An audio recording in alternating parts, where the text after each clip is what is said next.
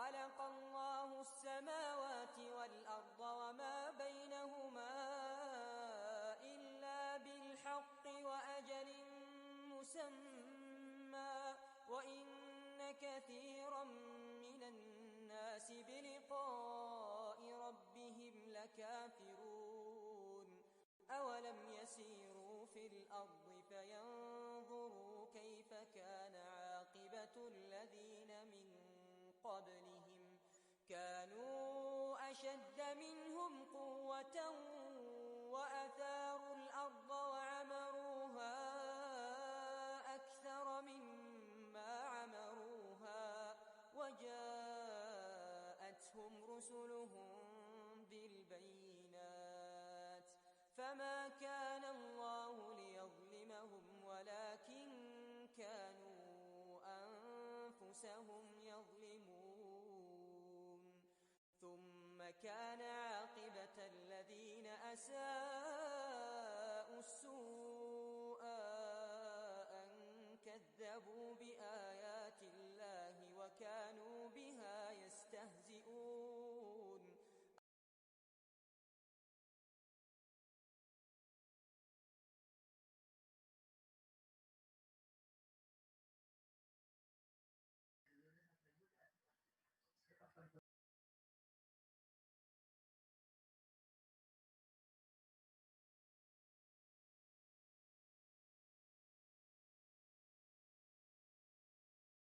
الله يبدأ الخلق ثم يعيده ثم إليه ترجعون ويوم تقوم الساعة يبلس المجرمون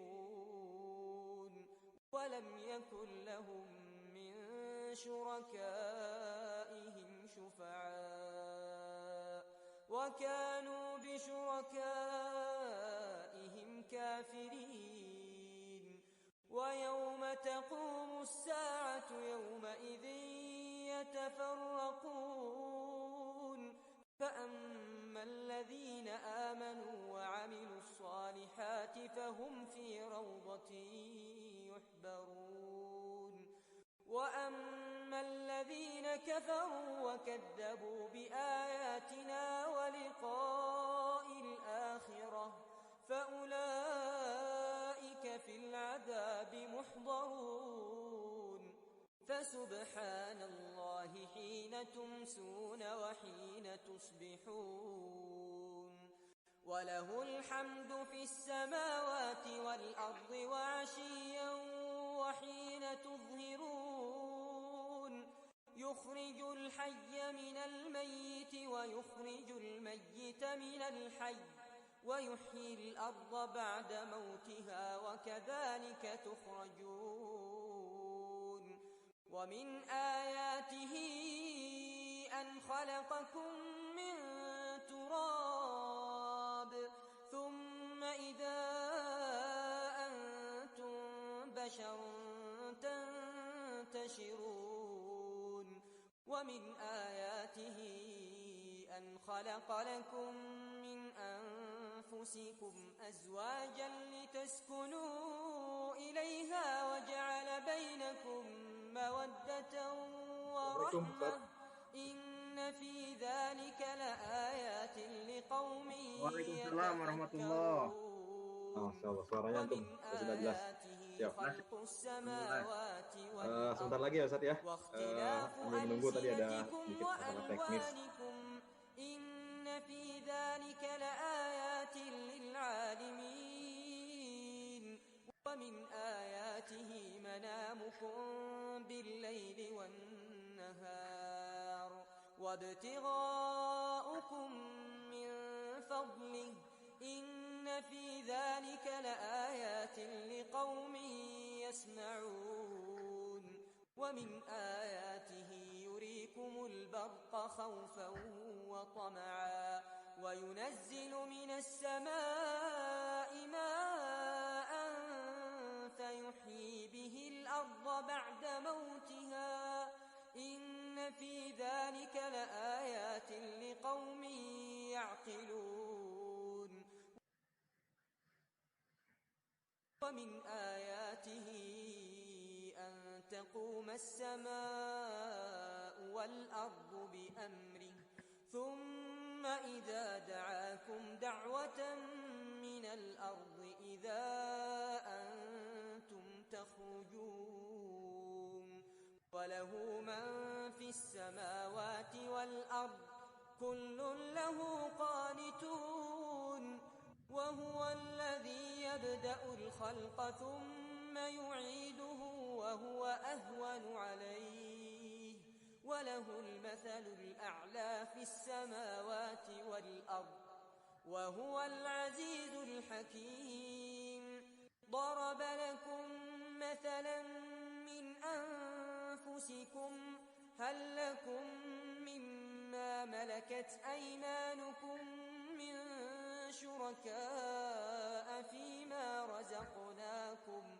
فأنتم فيه سواء تخافونهم كخيفتكم أنفسكم كذلك نفصل الآيات لقوم يعقلون بل اتبع الذين ظلموا أهواءهم بغير علم فمن يهدي من أضل الله وما لهم من ناصرين فأقم وجهك للدين حنيفا فطرة الله التي فطر الناس عليها لا تبديل لخلق الله ذلك الدين القيم ولكن أكثر الناس لا يعلمون منيبين إليه واتقوه وأقيموا الصلاة ولا تكونوا من المشركين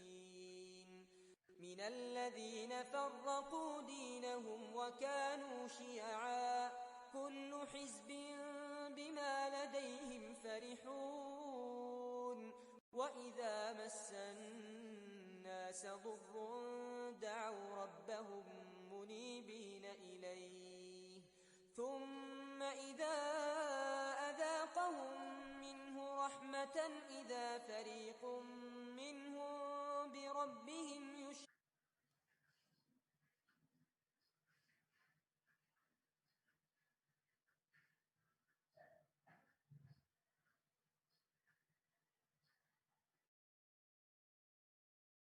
سلطانا فهو يتكلم بما كانوا به يشركون وإذا أذقنا الناس رحمة فرحوا بها وإن تصبهم سيئة بما قدمت أيديهم إذا هم يقنطون أولم يروا أن الله يبسط الرزق لمن يشاء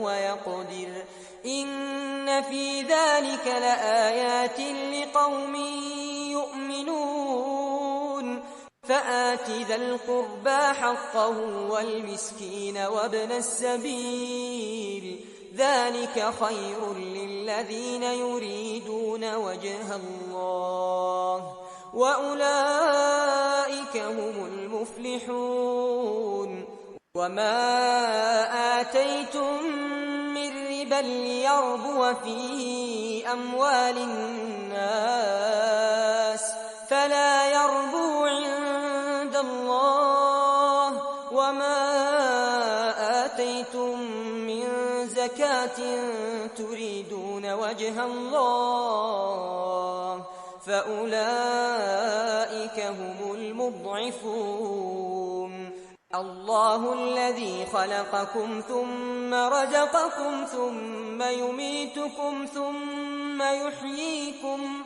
هل من شركائكم من يفعل من ذلكم من شيء سبحانه وتعالى عما يشركون ظهر الفساد في البر والبحر بما كسبت أيدي الناس ليذيقهم بعض الذي عملوا لعلهم يرجعون قل سيروا في الأرض فانظروا كيف كان عاقبة الذين من قبل كان أكثرهم مشركين فأقم وجهك للدين القيم من قبل أن يأتي يوم لا مرد له من الله يومئذ يصدعون من كفر فعليه كفره ومن عمل صالحا فلأنفسهم يمهدون ليجزي الذين آمنوا وعملوا الصالحات من فضله إنه لا يحب الكافرين ومن آياته أن يرسل الرياح مبشرات وليذيقكم من رحمته ولتجري الفلك بأمره ولتبتغوا من فضله ولعلكم تشكرون ولقد أرسلنا من قبلك رسلا إلى قومهم فجاءوهم بالبينات فانتقمنا من الذين أجرموا وكان حقا علينا نصر المؤمنين الله الذي يرسل الرياح فتثير سحابا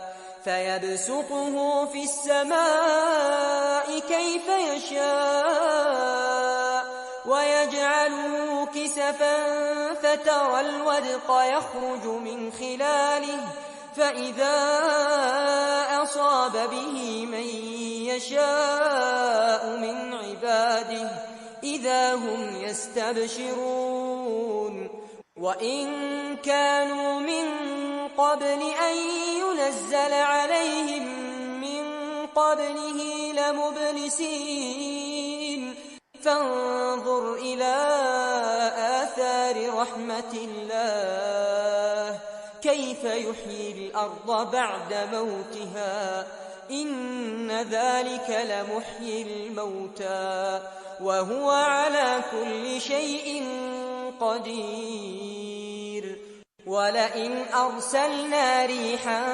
فرأوه مصفرا لظلوا من بعده يكفرون فإنك لا تسمع الموتى ولا تسمع الصم الدعاء إذا ولوا مدبرين. Assalamualaikum warahmatullahi wabarakatuh. وما أنت بهادي Alhamdulillah nahmaduhu wa nasta'inuhu wa nastaghfiruhu wa na'udzubillahi min sururi anfusina wa min sayyiati a'malina man yahdihillahu fala mudhillalah wa man yudhlil fala hadiyalah.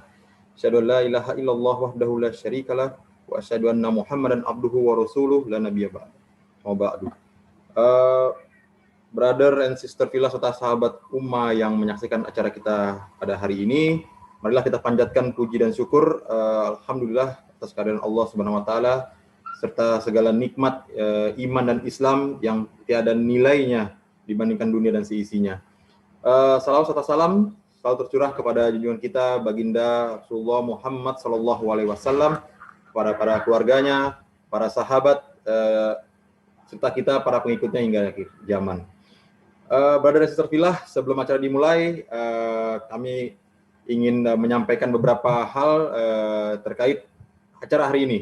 Ya. Acara hari ini terselenggara atas kerjasama eksklusif media partner kita, yaitu Ummah Indonesia, ya, aplikasi Muslim yang fiturnya lengkap sekali, ya, cocok digunakan untuk harian maupun ketika Ramadan. Karena situ banyak sekali konten-konten, ya, ada kajian-kajian juga, terutama untuk bulan Ramadan ini. Ada Quran online juga, ada arah kiblat kalau misalnya teman-teman atau sahabat ummah pengguna itu bisa tahu, jadi kalau mau sholat kemana, tahu arahnya kemana. Dan ada juga jadwal sholat.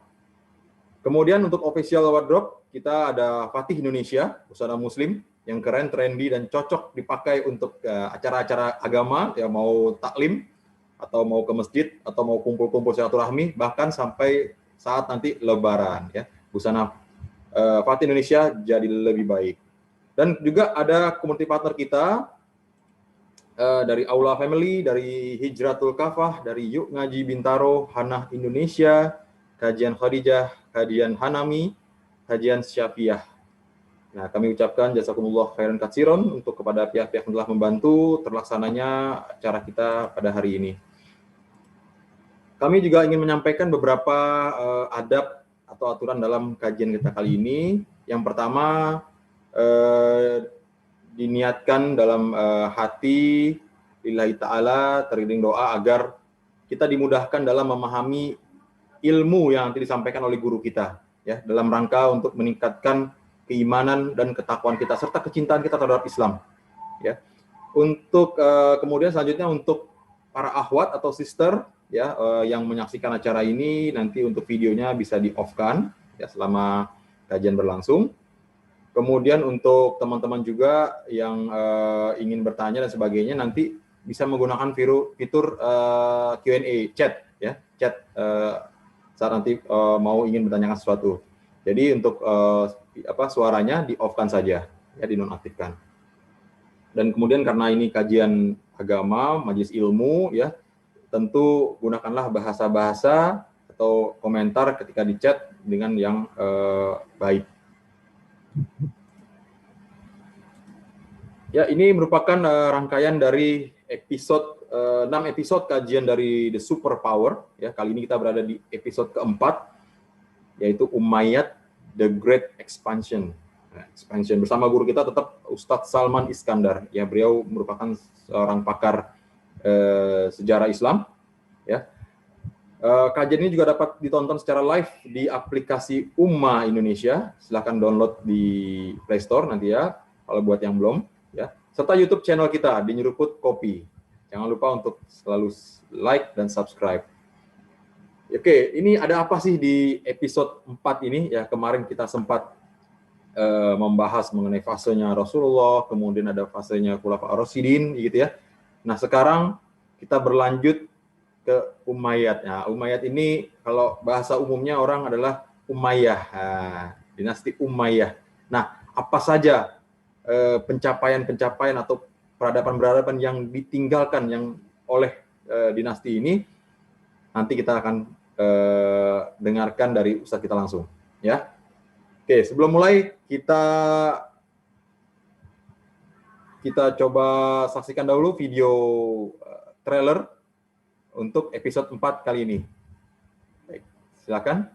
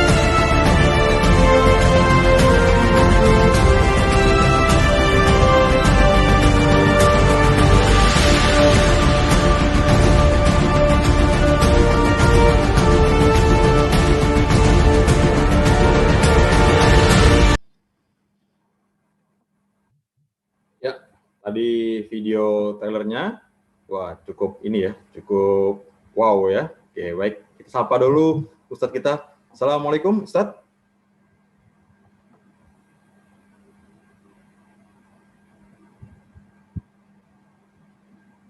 Ustadz? Ya, Ustadz. Coba kita dulu, sebentar, Ustaz.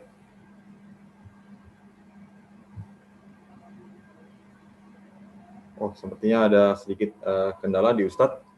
Oke, baik. Ya, ini teman-teman semua sebelum sambil kita menunggu Ustadz, ya kajian ini merupakan kajian yang dilaksanakan oleh Nyeruput Kopi. Jadi teman-teman semua yang belum tahu Nyeruput Kopi apa sih gitu ya. Nyeruput Kopi merupakan wadahnya kajian untuk para profesional. Sebetulnya kita untuk para pekerja, para ke profesional muda yang memang ada memiliki waktu sedikit untuk bisa mengkaji Islam.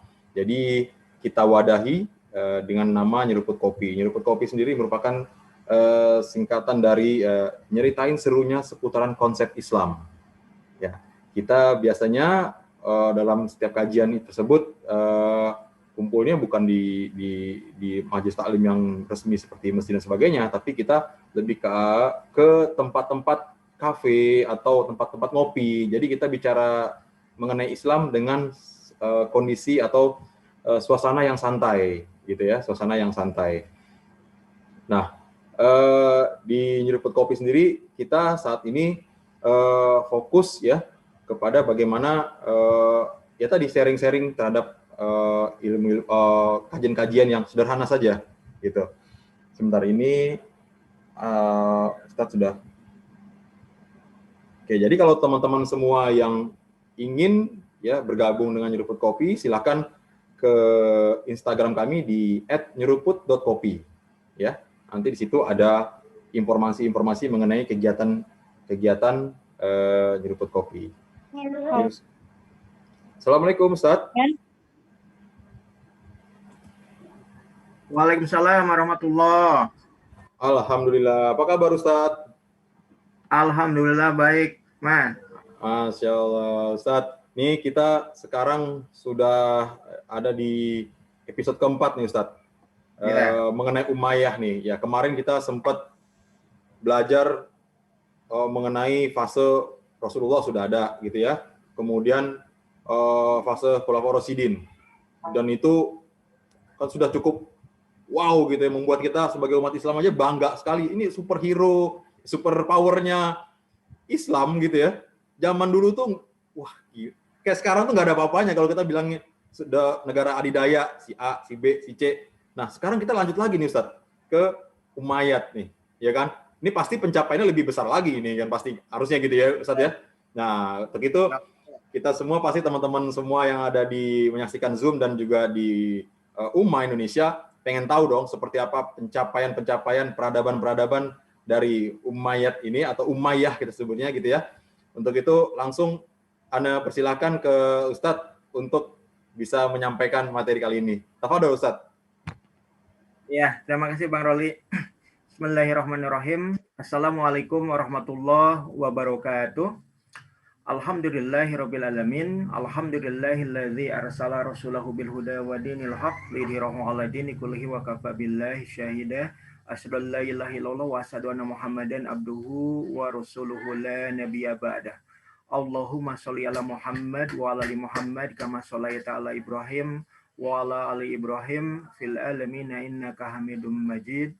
Ya ayyuhal hadirun ittaqullaha haqqa tuqatih wa la tamutunna illa wa antum muslimun.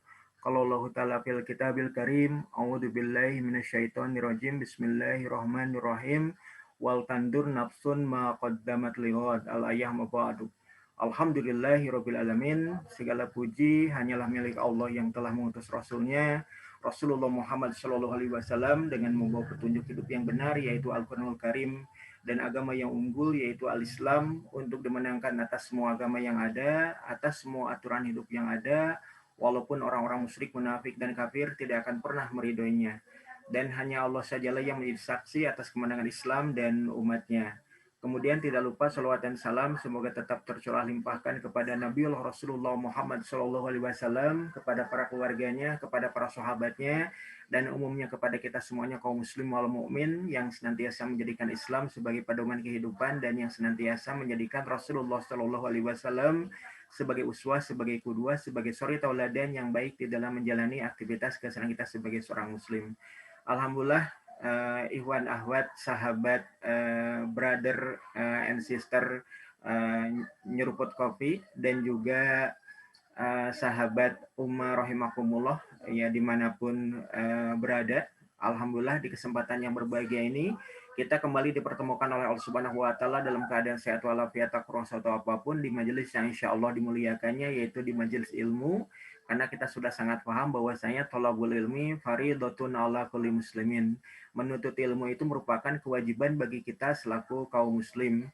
Dan insya Allah alhamdulillahnya kita dipertemukan di kajian ilmu ya, walaupun secara virtual ini ya, kita menunaikan salah satu kewajiban kita ini, thalabul ilmi ini, di majelis Ramadan yang Allah janjikan setiap amal soleh kita Allah lipat gandakan ya sekian puluh kali lipat, atau bahkan kemudian dalam satu riwayat dikatakan sekira 70 kali lipat atau bahkan lebih daripada itu. Karena ini adalah merupakan ya anugerah dari Allah Subhanahu wa taala untuk kita di bulan Ramadan ini. Brother and sister nyeruput kopi dan juga sahabat Ummah rahimakumullah, insya Allah di pertemuan yang keempat ini saya mendapatkan amanah dari tim nyeruput kopi untuk menyampaikan ya kajian tentang ya Umayyad the Great Expansions, atau pembahasan terkait dengan sejarah Daulah Khilafah Bani Umayyah ya, yang juga diposisikan sebagai ya pencapaian terbesarnya itulah dengan perluasan wilayah kaum muslim menjadi superpower ya berikutnya setelah berakhirnya masa Khulafaur Rasyidin, sejak masa Abu Bakar As-Siddiq hingga masa pemerintahan kekuasaan Khalifah Ali bin Abi Thalib dan juga putranya yaitu Hasan bin Ali bin Abi Thalib karamallahu wajhah. Dan kita akan coba membahas lebih lanjut ya dalam pertemuan yang keempat ini, membahas terkait dengan Daulah Khilafah Bani Umayyah ya. Dan dalam konteks ini kalau kita perhatikan lebih lanjut, pemerintahan dari Daulah Khilafah Bani Umayyah ini itu dinamakan sebagai Bani Umayyah karena apa? Karena memang ini adalah kabilah yang ini merupakan anak keturunan dari Umayyah bin Abdi Syam, yang juga mereka ini adalah satu keturunan dengan Abdi Manaf yang merupakan buyutnya Rasulullah Shallallahu Alaihi Wasallam. Mereka ini adalah dikategorikan sebagai kalangan Bani Quraisy yang terkemuka selain Bani Hashim, Bani Abdul Muthalib. Jadi kalangan kaum yang ada di kota Mekah Al-Mukarramah ya, di antara orang-orang Quraisy yang terkemuka selain Bani Hashim, Bani Abdul Muthalib yang merupakan kabilahnya Rasulullah Shallallahu Alaihi Wasallam, ada satu kabilah besar lainnya yang terkemuka dan teristimewa di antara orang-orang Quraisy pada umumnya, yaitu kabilah Umayyah bin Abdi Syam. Jadi kalau berkenaan dengan anak keturunan dari Umayyah bin Abdi Syam tadi, ada sosok yang namanya Al-Harb. Al-Harb itu punya putra yang kita kenal sebagai Abi Sofyan, dan Abi Sofyan itu memiliki seorang putra yang dia banggakan di tengah-tengah keluarganya yang namanya adalah Muawiyah. Maka kita akan tahu bahwa Muawiyah bin Abi Sofyan bin Harb ya bin Umayyah bin Abdi Syam bin Abdi Manaf ini adalah sosok yang kemudian disebut sebagai pendiri awal Daulah Khilafah Bani Umayyah yang berkedudukan di kota Damaskus. Ya, kita lihat dulu ya di slide berikutnya. Kita akan lihat ya bahwasanya keberadaan dari Daulah Bani Umayyah ini merupakan negara superpower kedua setelah berakhirnya masa Khulafaur Rasyidin. Jadi kalau berbicara berkenaan dengan Daulah Bani Umayyah yang merupakan negara superpower kaum muslim, wilayahnya itu demikian megah, lebih luas daripada luasnya wilayah kekuasaan dari Khilafah Khulafaur Rasyidin sejak masa Abu Bakar hingga masa Ali bin Abi Thalib dan putranya itu sosok yang kita kenal sebagai Hasan bin Ali bin Abi Thalib.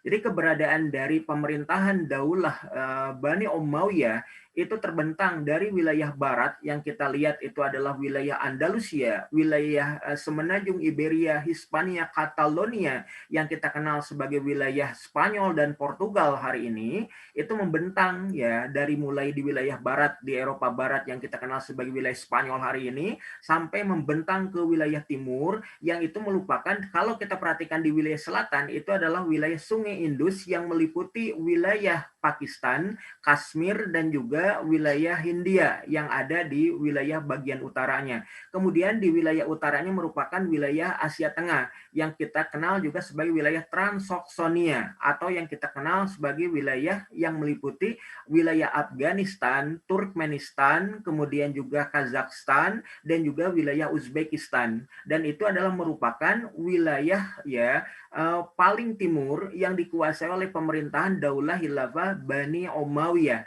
yang beribu kota di wilayah Suriah, lebih tepatnya di kota Damaskus. Dan lama kekuasaannya itu semenjak ya bulan Juli tahun 661 Miladiah hingga berakhir pada tahun 750. Ketika apa? Ketika khalifah terakhirnya yang kita kenal sebagai Marwan bin Muhammad itu kemudian dijatuhkan oleh pesaing politiknya dari wilayah Haran, dari wilayah Hasimiyah, dari wilayah Irak yang kita kenal sebagai Abul Abbas As-Sofa, pendiri dari Daulah Bani Abbasiyah yang kemudian diteruskan oleh adiknya yang kita kenal sebagai Abu Ja'far Al-Mansur yang membangun peradaban kehalifan Bani Abbasiyah di kota Baghdad di wilayah Mesopotamia, wilayah Irak begitu. Sejak tahun 750-an begitu ya. Dan berikutnya kalau kita berbicara berkenaan dengan luasnya wilayah itu terbentang dari wilayah Jazirah Arabia, kemudian yang berkedudukan di wilayah Syam dengan ibu kotanya yang ada di Damaskus, kemudian Mesopotamia, Irak, dan juga sampai ke wilayah timur itu adalah wilayah yang kita kenal sebagai Transoksonia ataupun wilayah Uzbekistan ya, yang kemudian meliputi juga wilayah Asia Tengah pada umumnya dan Asia Utara. Kemudian juga kalau membentang ke arah baratnya seperti yang tadi disebutkan dari mulai pantai utara Afrika hingga kemudian wilayah menyeberang ke wilayah sebelah barat yang kita kenal sebagai wilayah Andalusia, Semenanjung Iberia, Hispania Catalonia atau wilayah Spanyol Portugal hari ini. Bahkan juga sampai ke wilayah yang kita kenal sebagai Bordeaux ya atau Poitiers ataupun wilayah Tours yang ada di wilayah kerajaan orang-orang Frank ataupun yang kita kenal sebagai wilayah Prancis hari ini. Itu adalah luas wilayah kaum muslim pada masa kekuasaan Bani Umayyah yang berkedudukan di wilayah Damaskus ya, di wilayah Suriah hari ini. Berikutnya ya kita lihat ya terkait dengan siapa yang mengawali ya kemunculan dari Daulah Khilafah Bani Umayyah ini. Maka the rise of Umayyad itu adalah dengan keberadaan khalifah pertamanya yang kita kenal sebagai Khalifah Muawiyah bin Abi Sufyan bin Harb ya bin Umayyah bin Abdi Syam bin Abdi Manaf ya, satu keturunan dari Abdi Manaf ya, nyambung juga kepada keluarga Bani Hashim Bani Abdul Muthalib yang di situ ada sosok pribadi mulia Muhammad bin Abdullah Rasulullah Muhammad SAW. Dan kekuasaan dari sosok Muawiyah bin Abi Sufyan itu bermula semenjak tahun 661 lebih tepatnya pada bulan Juli ya hingga berakhir pada tahun 630 Miladiah lebih tepatnya ketika beliau wafat ya pada tanggal 26 April 680 Miladiah. Jadi beliau berkuasa kurang lebih 19 tahun lamanya. Dan kalau kita perhatikan lebih lanjut, awal mula kekuasaannya itu semenjak apa? Semenjak ya ada peristiwa Amul Jamaah ataupun tahun persatuan di antara kaum muslim yang pada waktu itu ya sebelumnya berselisih ya bersengketa karena akibat adanya ya konflik antara kekuasaan ya Bani Umayyah yang berkedudukan di Damaskus dengan Bani Hashimiyah yang berkedudukan di wilayah Kufah dan di kota Madinah pada waktu itu. Dan ketika kepemimpinan Islam ada dalam kuasa ya Khalifah Hasan bin Ali bin Abi Thalib karamallahu wajhah, maka kemudian beliau demi untuk meredakan adanya potensi konflik di tengah-tengah kaum muslim, maka beliau memprakarsai ya terkait dengan Amul Jamaah ataupun tahun persatuan agar tidak lagi terjadi konflik di antara kaum muslim, meredakan ketegangan. Maka kemudian kaum muslim saat itu bersatu kembali. Maka saat itulah kemudian tahta kuasa kehalifan Islam yang berkedudukan di kota Kufah ada di tangan Hasan bin Ali bin Abi Thalib karamallahu wajhah, itu kemudian diserahkan kepada Muawiyah bin Abi Sufyan dengan janji, dengan kesepakatan bahwa jika seandainya Khalifah Muawiyah bin Abi Sufyan itu wafat, maka jabatan kuasa kehalifan itu akan kembali diserahkan kepada umat. Biarlah umat yang kemudian memilih siapa di antara mereka yang kemudian layak untuk melanjutkan kepemimpinan Islam, layak untuk dibayat sebagai khalifah, sebagai ini pemimpin superpower dunia Islam pada waktu itu. Nah, itu yang kalau diperhatikan lebih lanjut terkait dengan masa awal kepemimpinan Khalifah Muawiyah bin Abi Sufyan yang berkedudukan di kota Damaskus. Nah, Ikhwan Akhwat nyeruput kopi rahimakumullah dan juga sahabat Umar rahimakumullah, kalau kita perhatikan lagi gambarnya, itu adalah Masjid Al-Umawi. Masjid Jami Al-Umawi itu berkedudukan di kota Damaskus. Dengan cirinya itu adalah menara putih yang di dalam beberapa literatur dan juga kemudian dalam keterangan hadis Rasulullah Shallallahu Alaihi Wasallam, dari puncak ya menara putih Masjid Jami Al-Umawi tadi, menurut berita-berita akhir zaman itu akan turun sosok yang kita kenal sebagai Nabi Isa alaihissalam di akhir zaman yang nanti akan membunuh Al-Masihud Dajjal. Yang kita tahu Al-Masihud Dajjal itulah fitnah besar yang melanda kaum muslim umat Muhammad di akhir zaman nanti begitu.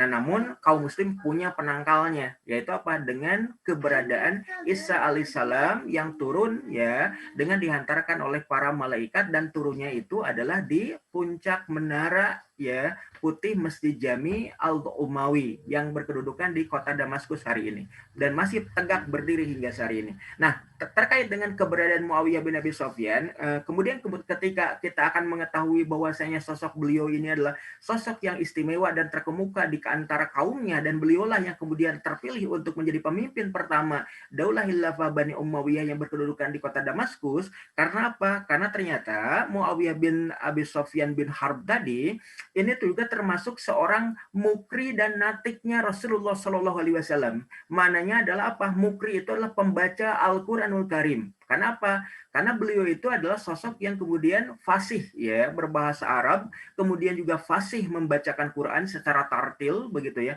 Kemudian juga beliau itu pandai ya baca dan tulis ya. Makanya kemudian Rasulullah SAW mengangkat beliau itu sebagai mukri, pembaca Al-Quran yang juga memiliki kemampuan untuk menjelaskan Al-Quranul Karim, sekaligus juga beliau diposisikan sebagai natiknya resmi Rasulullah SAW, yang maknanya adalah natik itu adalah juru bicara ataupun juru tulisnya Rasulullah SAW. Oleh karena itu kemudian dalam beberapa riwayat pun dikatakan bahwa Muawiyah bin Abi Sufyan selain membacakan Quran juga menuliskan Al-Wahyu dan juga menuliskan hadis-hadis sunnah-sunnah Rasulullah SAW. Karena dalam kedudukannya sebagai sosok natik Rasulullah SAW, penulis wahyu ataupun penulis ya hadis Rasulullah SAW, dan juga menulis surat-surat yang kemudian ditetapkan oleh daulah pada masa kepemimpinan Rasulullah SAW di kota Madinah pada waktu itu. Nah, berkenaan dengan sosok Muawiyah juga, itu beliau memiliki keistimewaan bahwa beliau pernah diangkat sebagai gubernur wilayah Palestina dan juga gubernur wilayah Jordania pada masa kekuasaan Khalifah Umar bin Khattab begitu ya. Dan kemudian ketika saudara dari keluarga Bani Umayyah yang kemudian berkedudukan di Damaskus yang namanya adalah Yazid bin Abi Sufyan bin Harb bin Umayyah bin Abdi Syam, itu kemudian setelah menjabat sebagai gubernur wilayah Syam itu kemudian beliau wafat, maka kemudian kedudukan wilayah Syam pun digabungkan, diintegrasikan dengan wilayah yang ada di wilayah Jordania dan Palestina yang ada dalam kekuasaan gubernur Muawiyah. Maka saat masa kekuasaan Khalifah Utsman bin Affan, Muawiyah bin Abi Sufyan pun menjabat gubernur wilayah Syam secara penuh yang meliputi wilayah Suriah, Libanon, Palestina, dan juga Jordania. Itu yang kemudian diantar keistimewaan dari sosok Muawiyah bin Abi Sufyan. Termasuk juga beliau itu, kalau kita perhatikan lebih lanjut, ketika masih menjabat sebagai gubernur wilayah Syam pada masa kekuasaan Utsman bin Affan dan juga pada masa kekuasaan Umar bin Khattab, dan kita tahu pada masa kekuasaan Umar bin Khattab itu beliau suka mengundang para gubernurnya itu untuk hadir di kota Mekah dan Madinah dalam pelaksanaan ibadah haji untuk membicarakan berbagai hal terkait dengan urusan kaum muslim, baik itu di dalam negerinya ataupun di luar negerinya. Dan kehadiran Muawiyah bin Abi Sufyan yang selalu hadir ya di waktu ya untuk membicarakan berbagai hal terkait dengan kemaslahatan bagi umat, maka ketika datang ke kota Mekah dan Madinah pada waktu itu, selalulah kemudian Khalifah Umar bin Khattab memanggil Muawiyah itu dengan Malik lil Arabi, yang mananya adalah rajanya bangsa Arab. Karena apa? Karena memang kedudukan dari sosok Muawiyah itu yang wilayah kegubernurannya itu paling luas di antara para gubernur yang lainnya. Kemudian juga harta kekayaannya paling banyak, paling megah begitu kekuasaannya juga. Dan kalau datang ke wilayah kota Makkah atau Madinah, itu kalau gayanya itu, gaya berbusananya itu adalah gaya berbusana yang terkini begitu. Pokoknya modern banget. Apalagi kemudian wilayah kekuasaannya pun berbatasan langsung dengan Imperium Romawi begitu ya. Nah, maka dalam kedudukan hal yang seperti itu, dengan gayanya, dengan tongkrongannya, dengan penampilannya pun ya, maka sosok dari Muawiyah tadi itu nampak perlente gitu, nampak necis, nampak layaknya sosok raja penguasa. Makanya kemudian Umar menyatakan Malik lil Arabi ataupun raja penguasa ya dari kalangan orang-orang Arab begitu ya.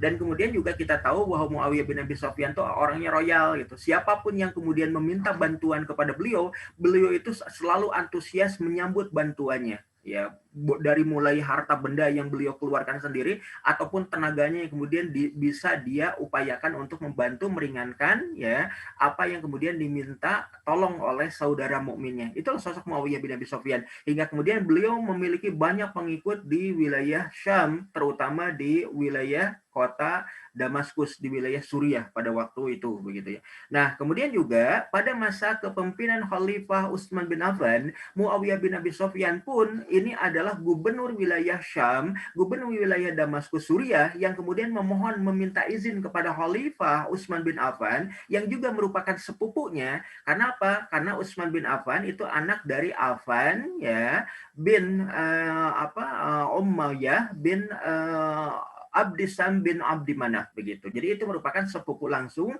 dari sosok Muawiyah. Nah, pada masa kekuasaan Khalifah Utsman bin Affan tadi, Muawiyah bin Abi Sufyan meminta izin kepada Khalifah untuk membangun 70 kapal perang demi untuk menyaingi kedudukan orang-orang Romawi Bizantium yang ada di lautan Mediterania, yang ada di Lautan Putih ya. Dan bahkan pada waktu terjadinya perang ya, sekira tahun 650-an begitu ya, itu Muawiyah bin Abi Sufyan itu menjadi laksamana laut pertama di kehalifan Islam. Jadi beliau yang menjadi pengusul pertama dengan 70 kapal perang dan kemudian beliau pula yang menjadi pemimpin pertama, laksamana laut pertama armada tempur kaum muslim pada masa kehalifan Islam ya, Utsman bin Affan. Bahkan dalam perang Qurbus tahun 650-an tadi ya kita tahu bahwasanya Muawiyah bin Abi Sufyan itu berhasil menaklukkan ya 1000 pasukan perang ya, 1000 armada laut ya orang-orang Romawi Bizantium dan bahkan ya pangkalan militer armada laut dari Romawi Bizantium berhasil direbut di Kepulauan Siprus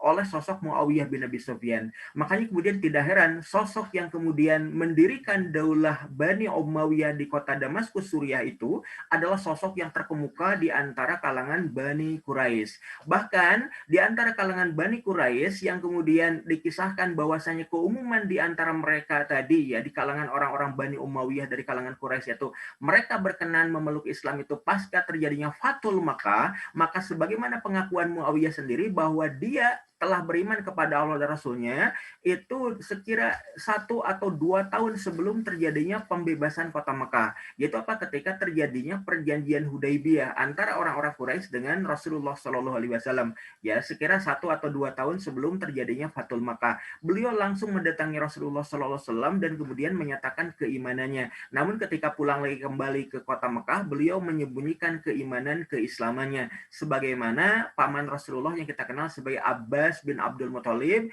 yang sudah beriman kepada Allah dan Rasulnya dengan menyembunyikan keimanan dan keislamannya. Karena khawatir itu kemudian permusuhan dan kedengkian orang-orang musyrikin Quraisy terhadap keluarga Bani Hashim yang masih tertinggal di kota Mekah ataupun khususnya kepada sosok Muawiyah itu kemudian akan membuat beliau dimusuhi oleh keluarganya sendiri. Apalagi orang-orang Bani Umayyah itu termasuk dari keluarga yang membenci dakwah Rasulullah Shallallahu Alaihi Wasallam pada waktu itu. Nah, ini berkenaan dengan keistimewaan ya pendiri dari kekuasaan daulah Bani Umayyah yaitu Khalifah Muawiyah bin Abi Sufyan yang berkuasa semenjak tahun 661 hingga wafatnya pada tanggal 26 April tahun 680 Miladiyah begitu. Berikutnya ini terkait dengan tema besar dari kajian kita di pagi menjelang siang ini, yaitu bahwa Umayyah itu merupakan penakluk terbesar yang kemudian pernah ada pada masa sejarah kekuasaan peradaban Islam. Di antaranya apa yang kemudian dilakukan oleh para khalifah Bani Umayyah semenjak Muawiyah bin Abi Sufyan berkuasa. Maka upaya untuk membebaskan negeri-negeri yang kemudian ada di luar kuasa dari pemerintahan Khilafah Rashidah sebelumnya, itu kemudian diteruskan jejak juangnya itu dengan jihad makani, dengan perang ofensif ya li'illahi kalimatillah, untuk meninggikan kalimat Allah di negeri-negeri yang belum dikuasai. Maka salah satu di antaranya adalah dengan membebaskan pantai utara Afrika yang terjauh di sebelah barat, yang kita kenal sebagai negeri Maghribil Aqsa, atau negeri yang paling ujungnya itu kita kenal sebagai Maroko. Dan kalau kita perhatikan lebih lanjut, pada masa Khulafaur Rasyidin, khususnya pada masa Khalifah Umar bin Khattab, penaklukan itu baru sampai ke wilayah kota Alexandria yang ada di Iskandaria, Mesir. Dan kemudian sudah mulai masuk ke wilayah perbatasan di wilayah Libya. Maka pada masa kekuasaan anak keturunan Muawiyah bin Abi Sufyan, perluasan wilayah ke pantai utara Afrika tadi atau wilayah Afrika tadi itu diteruskan oleh sosok yang kita kenal sebagai Panglima Perang Uqbah bin Nafi. Uqbah bin Nafi itu kemudian melancarkan ekspedisi pasukan jihadnya untuk membebaskan negeri-negeri Afrika sampai negeri yang kita kenal sebagai Maghribil Aqsa. Dari mulai Tripoli di wilayah Libya, kemudian juga memasuki wilayah Tunis di Tunisia, kemudian juga memasuki wilayah Algier di Aljazair, kemudian masuk ke wilayah Casablanca di wilayah Maghribil Aqsa atau Maroko, sampai kemudian tiba di ujung pantai paling barat ya yang ada di benua Afrika. Maka Uqbah bin Nafi itu berseru kepada pasukannya, wahai para mujahidinku, wahai para mujahidku, jika sesanggainya di balik lautan lepas ini masih ada daratan, sungguh kami akan tetap mengomando kalian untuk terus melanjutkan jihad makani ini, jihad fi sabilillah li'illahi kalimatillah. Namun yang kita saksikan hari ini, yang kita saksikan saat ini adalah lautan luas, samudra gelap yang kemudian kita tidak tahu apakah di seberang samudra ini ada daratan ataukah tidak. Jika masih ada daratan, sungguh aku menginginkan kita semua berangkat untuk menaklukkan negeri sana demi untuk tegaknya izul Islam wal muslimun. Itu yang diteriakkan oleh Uqbah bin Nafi, Panglima Perang kaum Muslim pada masa penaklukan wilayah ya yang kita kenal sebagai Afrika atau pantai utara Afrika, dan juga sampai ke wilayah Maghrib atau wilayah Maghribil Aqsa, wilayah Maroko pada hari ini. Itu yang kemudian dilakukan oleh Uqbah bin Nafi, Panglima Perang kaum Muslim pada masa Daulah Khilafah Bani Umayyah. Perluasan wilayah itu sampai ke wilayah Maroko pada waktu itu. Berikutnya, ya kita akan juga menyaksikan apa yang dilakukan juga oleh anak keturunan Muawiyah bin Abi Sufyan tadi, khususnya pada masa para khalifah yang kita kenal sebagai Walid bin Abdul Malik bin Marwan bin Hakam begitu. Beliau itu kemudian mengomando pasukan kaum muslim gitu, bahkan sebelumnya pun pada masa Marwan bin Hakam al-Umawi ya, yang itu merupakan kakeknya, itu sudah mulai melancarkan upaya penaklukan ke wilayah Asia Tengah dan wilayah Asia Utara, khususnya yang kita kenal sebagai wilayah Transaksonia, atau wilayah yang kita kenal sebagai wilayah Asia Tengah, meliputi wilayah Khorasan yang ada di wilayah Persia bagian utara, dan juga wilayah Tenggara, wilayah barat dari wilayah Uzbekistan, dan juga kita kenal juga adalah wilayah Samarkand, di wilayah Tirmid dan wilayah Bukhara. Ya, di wilayah Samarkand itu penaklukannya itu diawali ya sebetulnya sejak masa Khalifah Utsman bin Affan ya, dan juga diteruskan oleh pada masa Ali bin Abi Thalib. Namun itu kemudian mengalami banyak kendala begitu ya, karena perluasan wilayah pada waktu itu terkendala juga dengan berbagai potensi konflik yang ada di internal pemerintahan pada waktu itu. Hingga akhirnya pada masa Muawiyah bin Abi Sufyan, beliau memerintahkan kepada putra dari Utsman bin Affan yang juga merupakan keponakan dari Muawiyah, yaitu Sa'id bin Utsman. Untuk apa? Untuk membebaskan wilayah Samarkand. Namun kalau kita perhatikan lebih lanjut, ya sosok yang kemudian ini apa namanya itu putra dari Utsman bin Affan tadi, yaitu Sa'id bin Utsman, itu kemudian syahid ketika penaklukan wilayah Samarkand. Dan jika kita datang ke wilayah Samarkand, kita akan diajak juga untuk berziarah ke makam Sa'id bin Utsman, putra dari Utsman bin Affan yang diperintahkan oleh Muawiyah bin Abi Sufyan untuk menaklukkan wilayah Samarkand.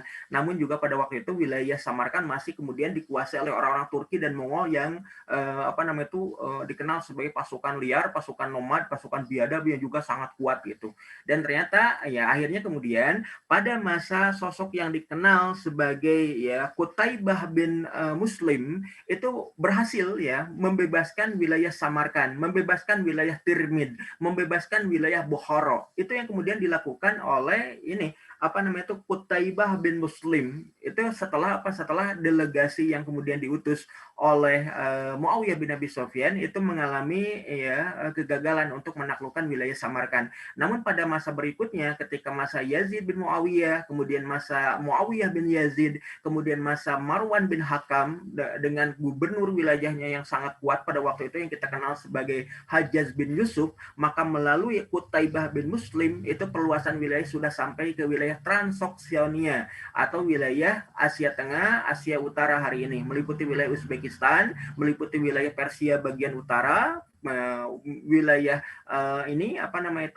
Tajikistan, Kazakhstan, Turkmenistan, dan juga wilayah Kirgistan itu berhasil dibuka pada masa kuasa pemerintahan Daulah Bani Umayyah, khususnya pada masa ya Marwan bin Hakam, kemudian Abdul Malik bin Marwan, dan juga Walid bin Abdul Malik bin Marwan bin Hakam. Ya.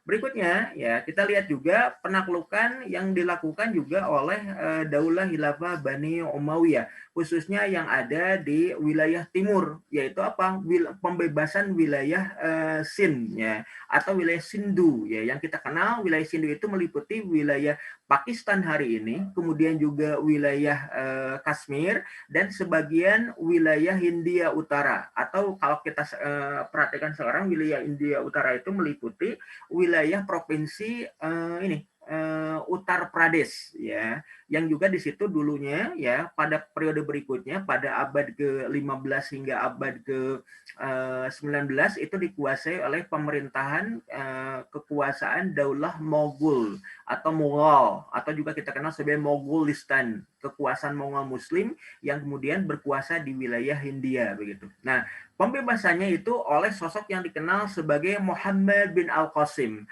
Muhammad bin Al-Qasim itu merupakan ya sosok pemuda berusia 18 tahun yang diperintahkan oleh pamannya yang kita kenal sebagai Hajjaj bin Yusuf untuk menaklukkan wilayah Hindia, untuk menaklukkan wilayah Pakistan, untuk menaklukkan wilayah Sindu atau meliputi Pakistan, Kashmir, dan India Utara hari ini. Itu ditaklukkan oleh seorang pemuda berusia 18 tahun yang namanya adalah Muhammad bin Al-Qasim. Jadi ketika usia 18 tahun beliau sudah diperintahkan untuk menaklukkan wilayah Sindu. Dan kemudian setelah sekian tahun berjihad, maka wilayah Sindu pun futuh dan akhirnya menjadi bagian tak terpisahkan dari pemerintahan Khilafah Bani Umayyah yang berpusat di kota Damaskus, Suriah. Itu penaklukan wilayah yang kemudian luar biasa pernah ditempuh oleh para penguasa Daulah Bani Umayyah.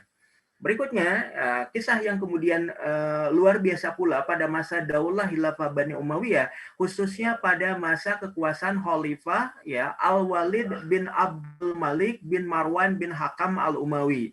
Pada tahun 711 Miladia, beliau itu memerintahkan gubernur yang ada di wilayah Maghribil Aqsa, gubernur Maroko pada waktu itu yang namanya adalah Musa bin Nusair. Untuk apa? Untuk membebaskan wilayah semenanjung Iberia, Andalusia, wilayah orang-orang Katolik Hispania, Catalonia pada waktu itu. Maka kemudian gubernur Musa bin Nusair itu memerintahkan kepada Panglima Tariq bin Malik ya. Tariq bin Malik itu dengan membawa sekira 200 orang pasukan ekspedisi demi untuk memetakan wilayah Andalusia, demi untuk memata-matai mencari berbagai informasi terkait terkait dengan wilayah asing yang ada di seberang ya selat Gibraltar ya, ataupun dulu itu belum dikenal sebagai Gibraltar, tapi selat yang memisahkan antara benua Afrika dengan benua Eropa, khususnya Eropa Barat. Maka kemudian Tariq bin Malik dengan sekira 200 orang pasukan ekspedisi memasuki wilayah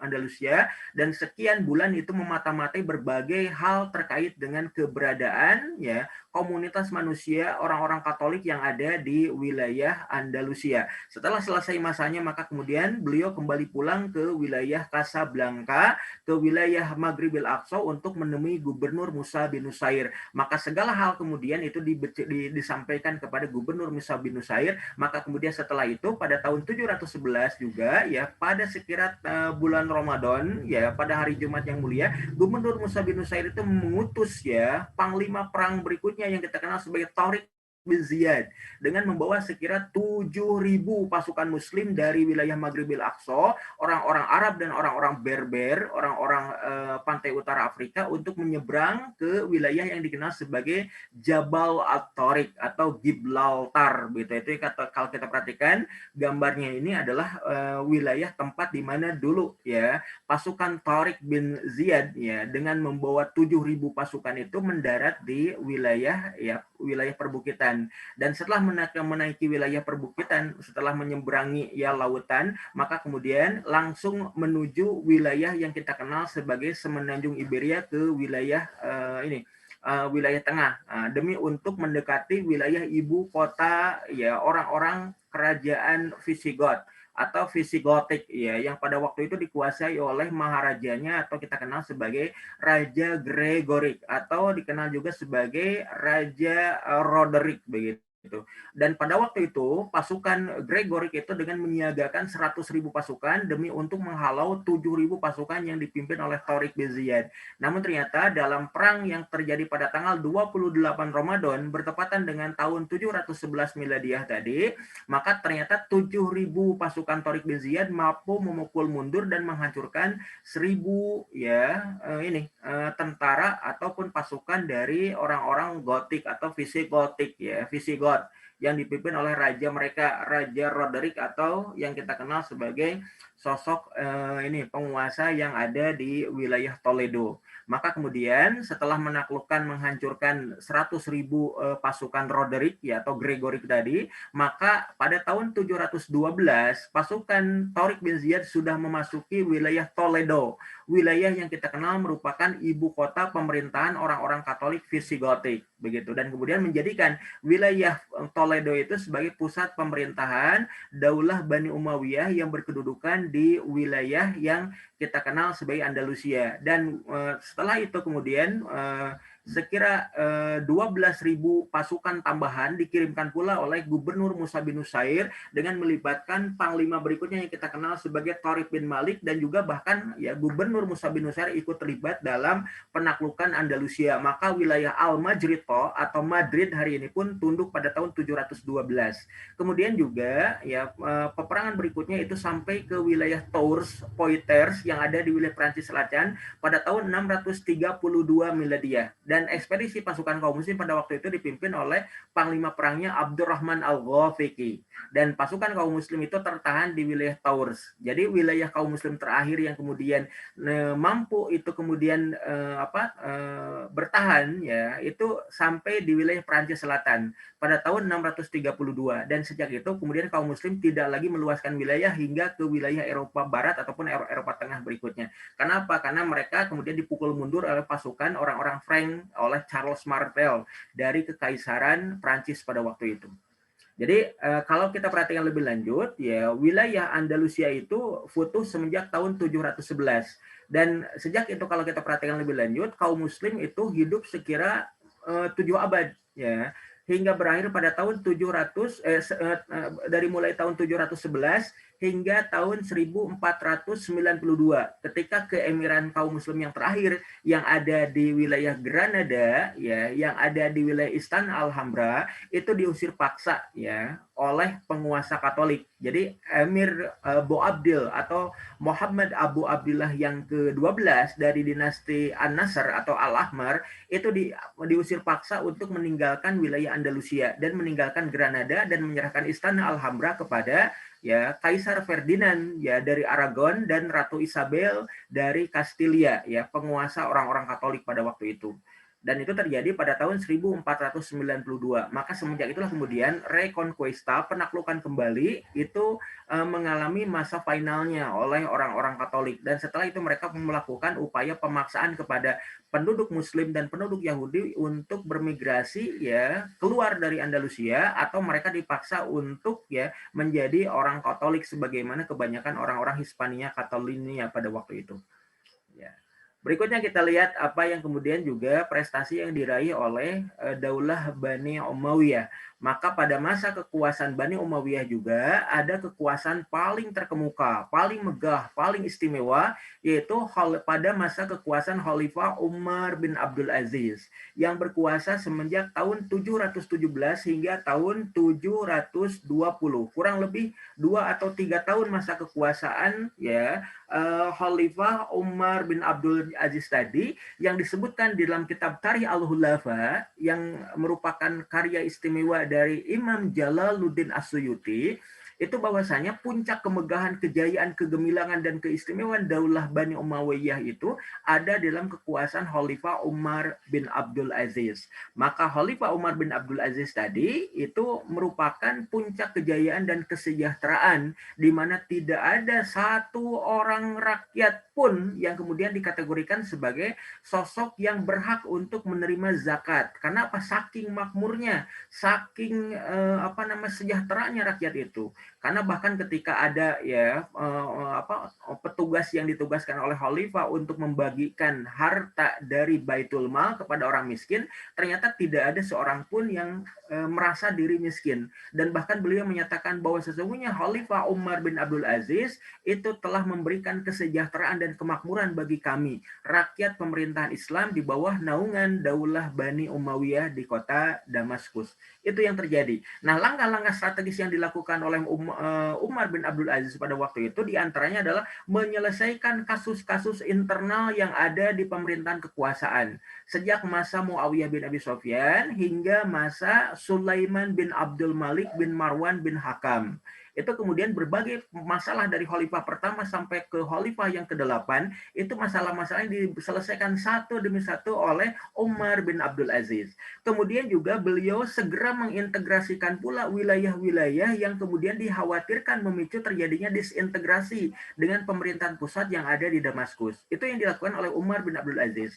Berikutnya juga beliau ya itu kemudian menarik mundur pasukan kaum muslim yang sudah lebih dari 2 tahun mengepung kota Konstantinopel. Kenapa? Pada masa Sulaiman bin Abdul Malik bin Marwan bin Hakam itu pernah mengirimkan ya sekira 70 hingga 80 ribu pasukan ya dari Khilafah Bani Umayyah untuk menaklukkan kota Konstantinopel. Karena apa? Karena beliau berambisi untuk menjadi pemimpin terbaik dan pasukannya pun ya ingin diharapkan menjadi pasukan terbaik sebagaimana hadis Rasulullah Shallallahu Alaihi Wasallam.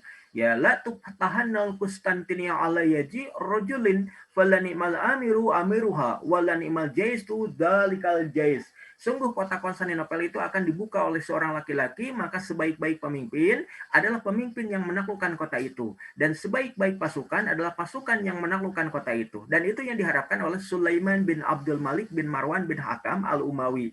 Karena apa? Karena dia kemudian menyaksikan apa yang pernah diraih oleh kakaknya, yaitu Walid bin Abdul Malik bin Marwan bin Hakam al-Umawi, yang kemudian berhasil menaklukkan wilayah Andalusia di wilayah Eropa Barat. Maka kemudian adiknya Sulaiman bin Abdul Malik pun menyatakan bahwa kami akan melakukan hal yang sama sebagaimana apa yang pernah diraih oleh kakak kami, yaitu Al-Walid bin Abdul Malik yang menaklukkan Eropa Barat, maka kami akan menaklukkan wilayah Eropa dari sebelah timur. Dan awalnya kami akan mengawali penaklukan Eropa dari wilayah kekuasaan orang-orang Romawi Bizantium, orang-orang yang berkuasa di kota Konstantinopel, sekaligus juga membuktikan ya Bisyara Islam wal Muslimin yang dinubuahkan oleh Rasulullah, yang dinyatakan oleh Rasulullah Shallallahu Alaihi Wasallam tadi. Maka kemudian kaum Muslim berlomba untuk menjadi para ya penakluk, di antaranya adalah Sulaiman bin Abdul Malik bin Marwan bin Hakam. Namun sampai kemudian upaya penaklukan kota Konstantinopel itu,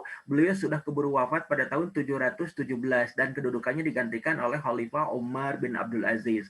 Dan Umar bin Abdul Aziz menyaksikan bahwa ya pasukan kaum muslim yang sudah sekira 2 tahun mengepung kota Konstantinopel belum pula berhasil dan sudah mulai ya mereka tidak lagi disiplin dalam pengepungannya, maka beliau segera memerintahkan kepada pasukan kaum muslim itu untuk kembali ke wilayah kekuasaan Daulah Bani Umayyah di kota Damaskus. Kenapa?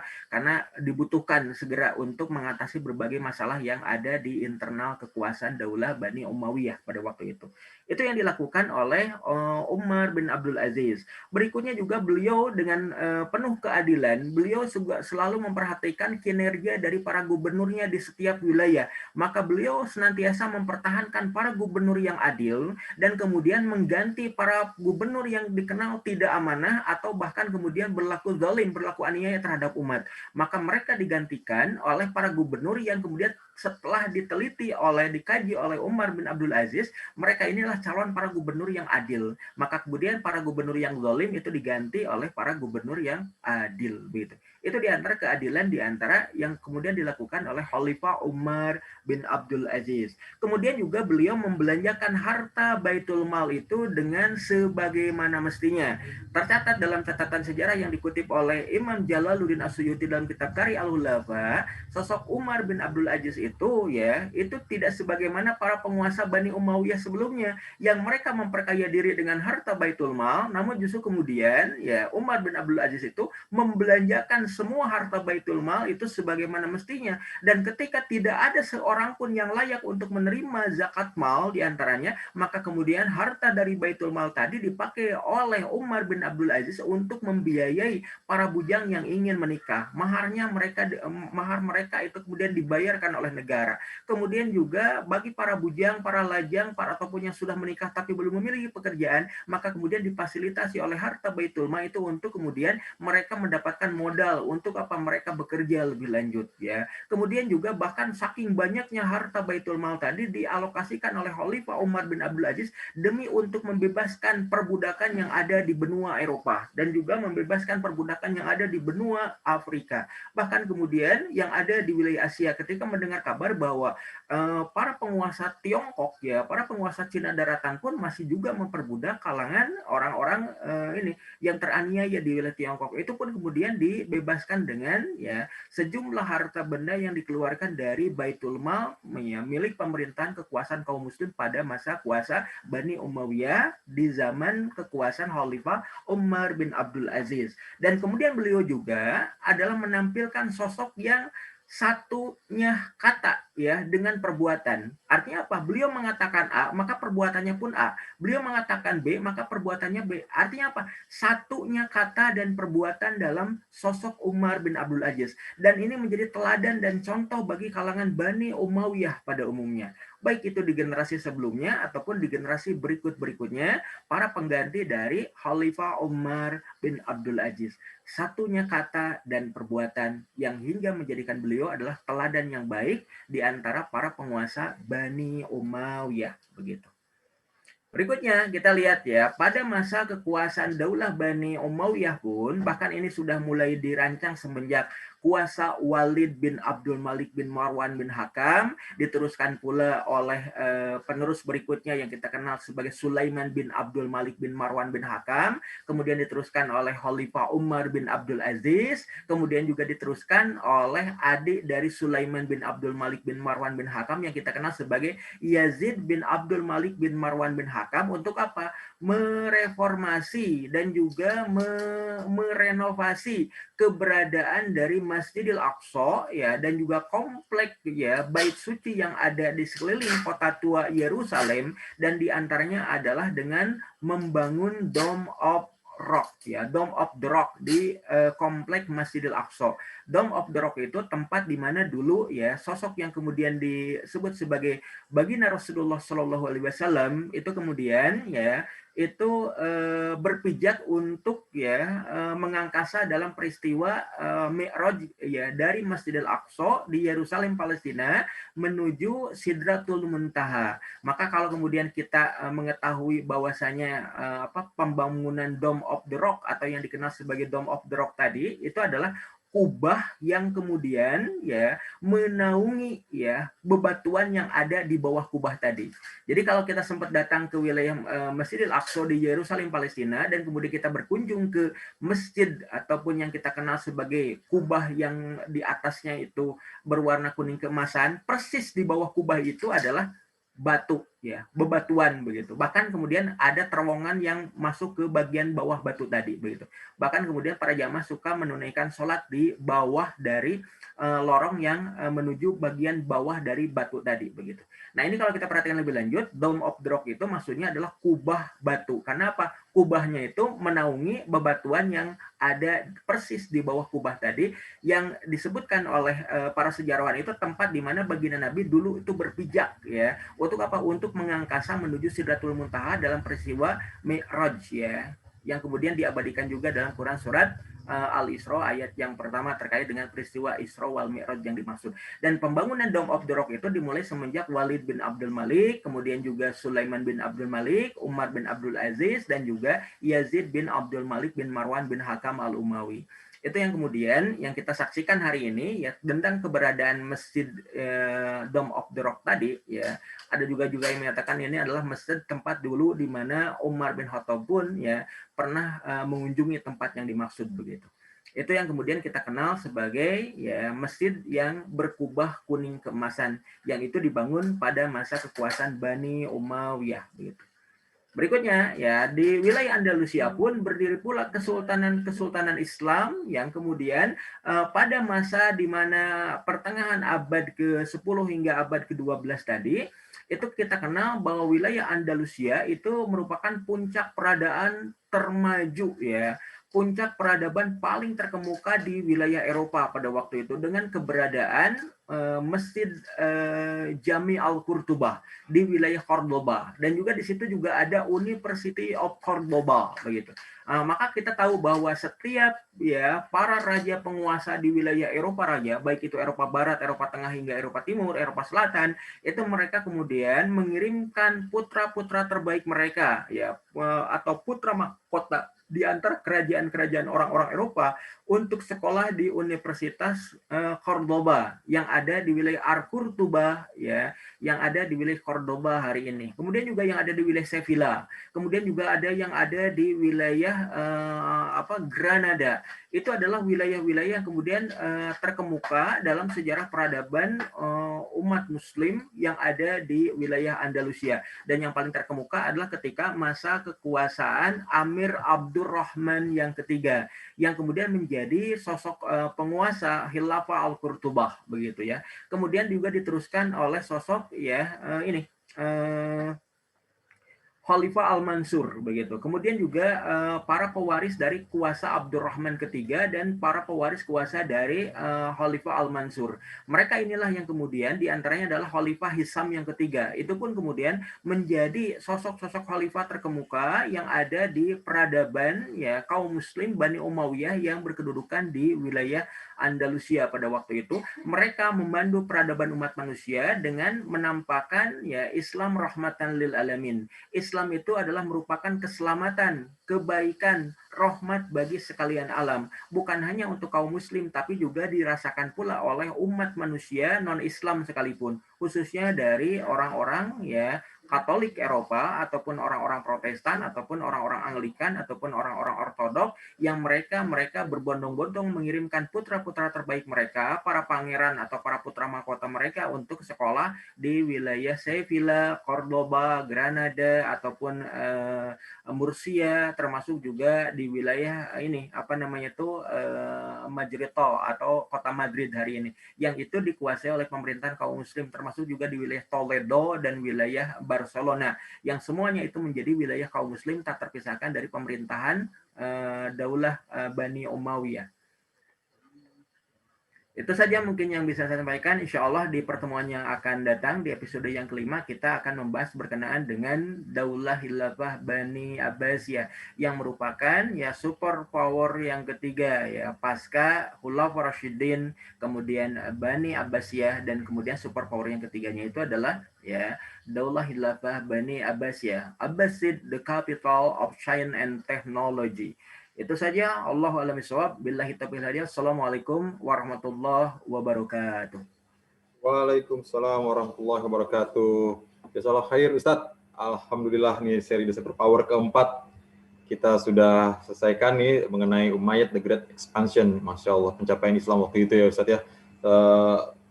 Meluas sampai ke Andalusia, Spanyol. Jadi dulu Madrid, Barcelona itu wilayah kekuasaan Islam gitu ya. Kalau sekarang berarti klub sepak bolanya Real Madrid, Barcelona itu waduh punyanya orang Islam gitu. Ya, ini saking tadi saya sampai wow-nya itu sampai kira-kira pas zamannya Khalifah Abdul Aziz itu katanya sampai saking kayanya tidak ada orang miskin sampai mau nikah aja katanya dibiayai negara Ustaz katanya. Waduh, ini para jomblo-jomblo saat ini mesti rindu bener itu zaman kayak gitu ya. Kalau sekarang mikirnya biaya, kalau dulu nggak mikir biaya, mana calonnya langsung nikahin. Oke, baik. Untuk brother dan sister Villa juga sahabat Uma di rumah yang ingin bertanya, silakan ada menuliskan di fitur Q&A. Oke, kita masuk ke Q&A yang pertama nih Ustadz ya, yang sudah masuk ini. Oke, ini Ustadz mengenai, wah ini bener nih, mengenai Khalifah Umar ini. Abdul Aziz, ini kan wilayah kekuasaannya cukup luas nih Ustadz. Tadi Ustadz sempat bilang kalau ada yang nggak amanah, kalau ada yang kurang adil gitu ya, itu langsung diganti. Itu kan kekuasaannya luas Ustadz. Nah ini gimana sih sebetulnya metodenya dulu seorang khilafah itu memantau para gubernur-gubernurnya, apakah dia punya kalau sekarang punya pencapaian gitu ya, pencapaiannya itu misalnya oh ini kota ini misalnya pencapaiannya nggak maju nih, atau dia buka tromol pengaduan gitu. Jadi siapa warga atau yang mengadu, wah ini di Uber nih gitu. Tafadhol Ustaz, mungkin gimana Ustaz? Ya, terima kasih Bang Roli. Terima kasih juga untuk brother sister Nyeruput Kopi Fillah dan juga sahabat Umar rahimakumullah yang sudah mengajukan pertanyaan tadi tentang sistem controlling ya, sistem untuk mengontrol para gubernur yang berlaku amanah atau tidak, para gubernur yang zalim ataukah kemudian yang berlaku adil. Maka sebetulnya pemerintahan Islam itu tanpa kemudian sosok khalifah yang terjun langsung begitu ya, atau sosok pemimpin yang terjun langsung memeriksa keadaan masyarakat, sebetulnya dalam sistem Islam itu ada mekanisme yang demikian istimewa ya.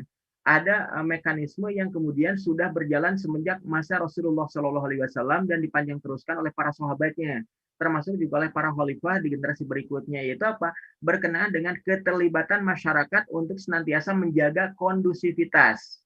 Karena apa? Karena kita paham ya dari mekanisme yang ada ya, ada 3 pilar di tengah-tengah masyarakat kaum muslim ketika apa? Ketika mekanisme yang dijalankan dalam kekuasaan pemerintahan ketatanegaraan itu bisa efektif dan efisien. Yaitu apa? Yang pertama itu terkait dengan adanya ketakwaan individu. Jadi setiap mukmin itu selalu menjanjikan ya bahwasanya ketaatan kepada Allah Subhanahu wa taala dan juga ketaatan terhadap syariat Islam yang kemudian diberlakukan pada masa Rasulullah SAW itu sebagai bagian anutan dalam amal setiap kehidupannya. Maka kemudian dalam konteks ketakwaan tadi, antara muslim satu dengan muslim yang lain akan senantiasa mengedepankan kontrol sosial. Ketika ada muslim yang kemudian mulai lalai, ada bentuk nasihat. Kenapa? Agama ini ad-dinu an-nasihah.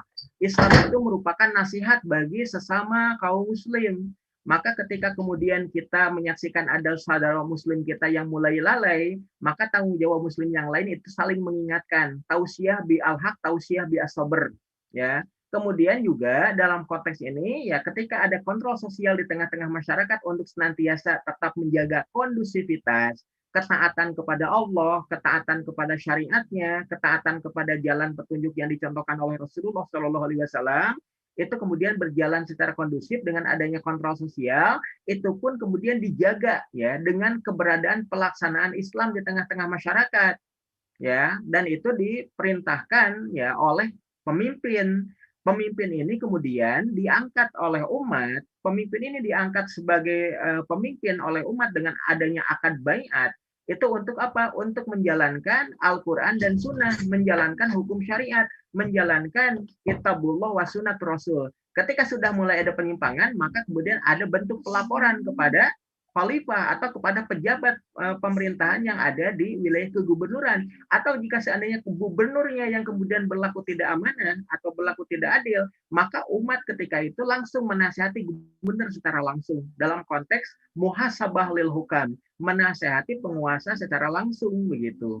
Bahkan kemudian itu jika kemudian gubernurnya masih bandel, maka boleh ada mekanisme untuk dilaporkan ke mahkamah mazalim, yaitu apa? Mahkamah yang kemudian di situ ya mengurus berbagai hal terkait dengan penyimpangan di antara para penguasa, baik itu gubernur ataupun kemudian bupatinya misalkan, atau kemudian juga bahkan khalifah sendiri. Kenapa? Karena dalam konteks ini semua kaum muslim itu terikat pada hukum syariat, dan hukum syariat itu yang menjadi ya kedaulatan di tengah-tengah ya pemerintahan kekuasaan Islam. Ya makanya kemudian kita akan paham bahwa umat Islam akan tetap mulia ketika apa? Ketika memegang teguh Islam dan syariatnya.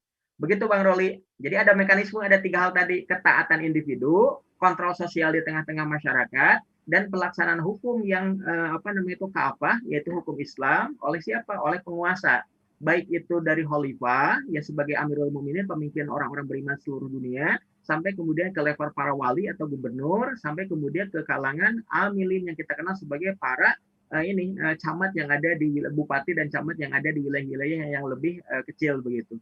Jadi itu mekanisme itu tetap berjalan. Jadi lebih mudah kontrolnya gitu. Iya, betul. Jadi nggak ada KPK lagi, nggak ada ini lagi Ustadz ya gitu ya. Semua udah saling kontrol semua. Oke. Ya. Baik Ustadz, ini pertanyaan berikutnya ini masih pada kepo nih sama zamannya Khalifah Umar bin Abdul Aziz nih, kayak pada rindu gitu ya nih.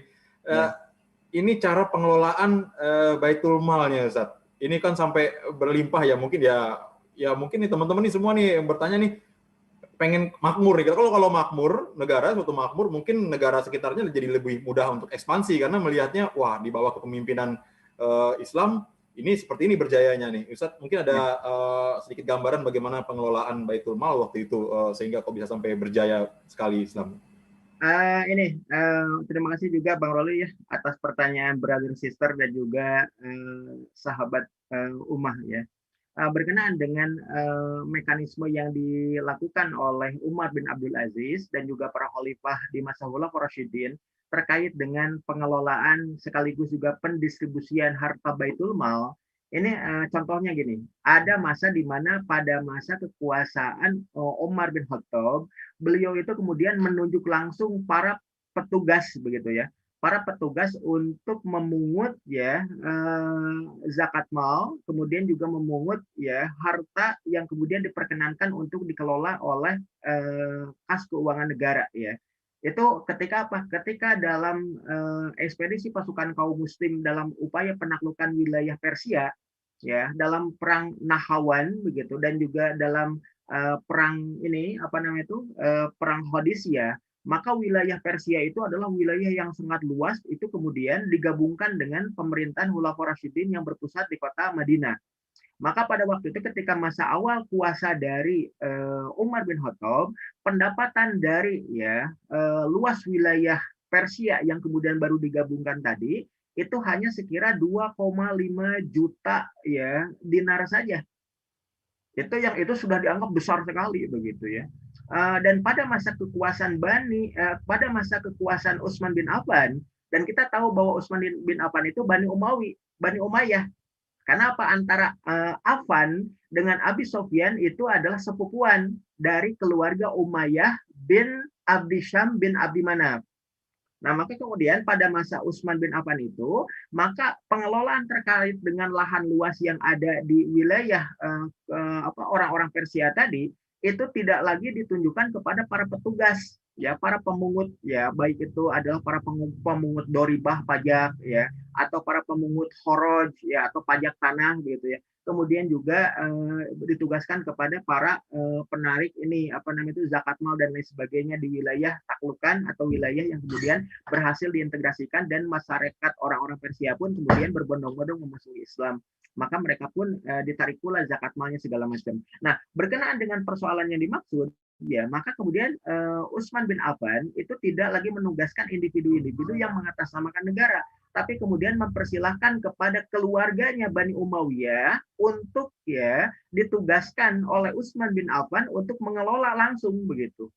Jadi maka kemudian harta kekayaan negara yang kemudian terhimpun di Baitul Mal dengan wilayah yang sama seperti masa Umar bin Khattab, maka pada masa Utsman bin Affan itu berlipat kali ya jumlahnya, yang kemudian masuk ke kas keuangan negara sekira 7,5 juta dinar.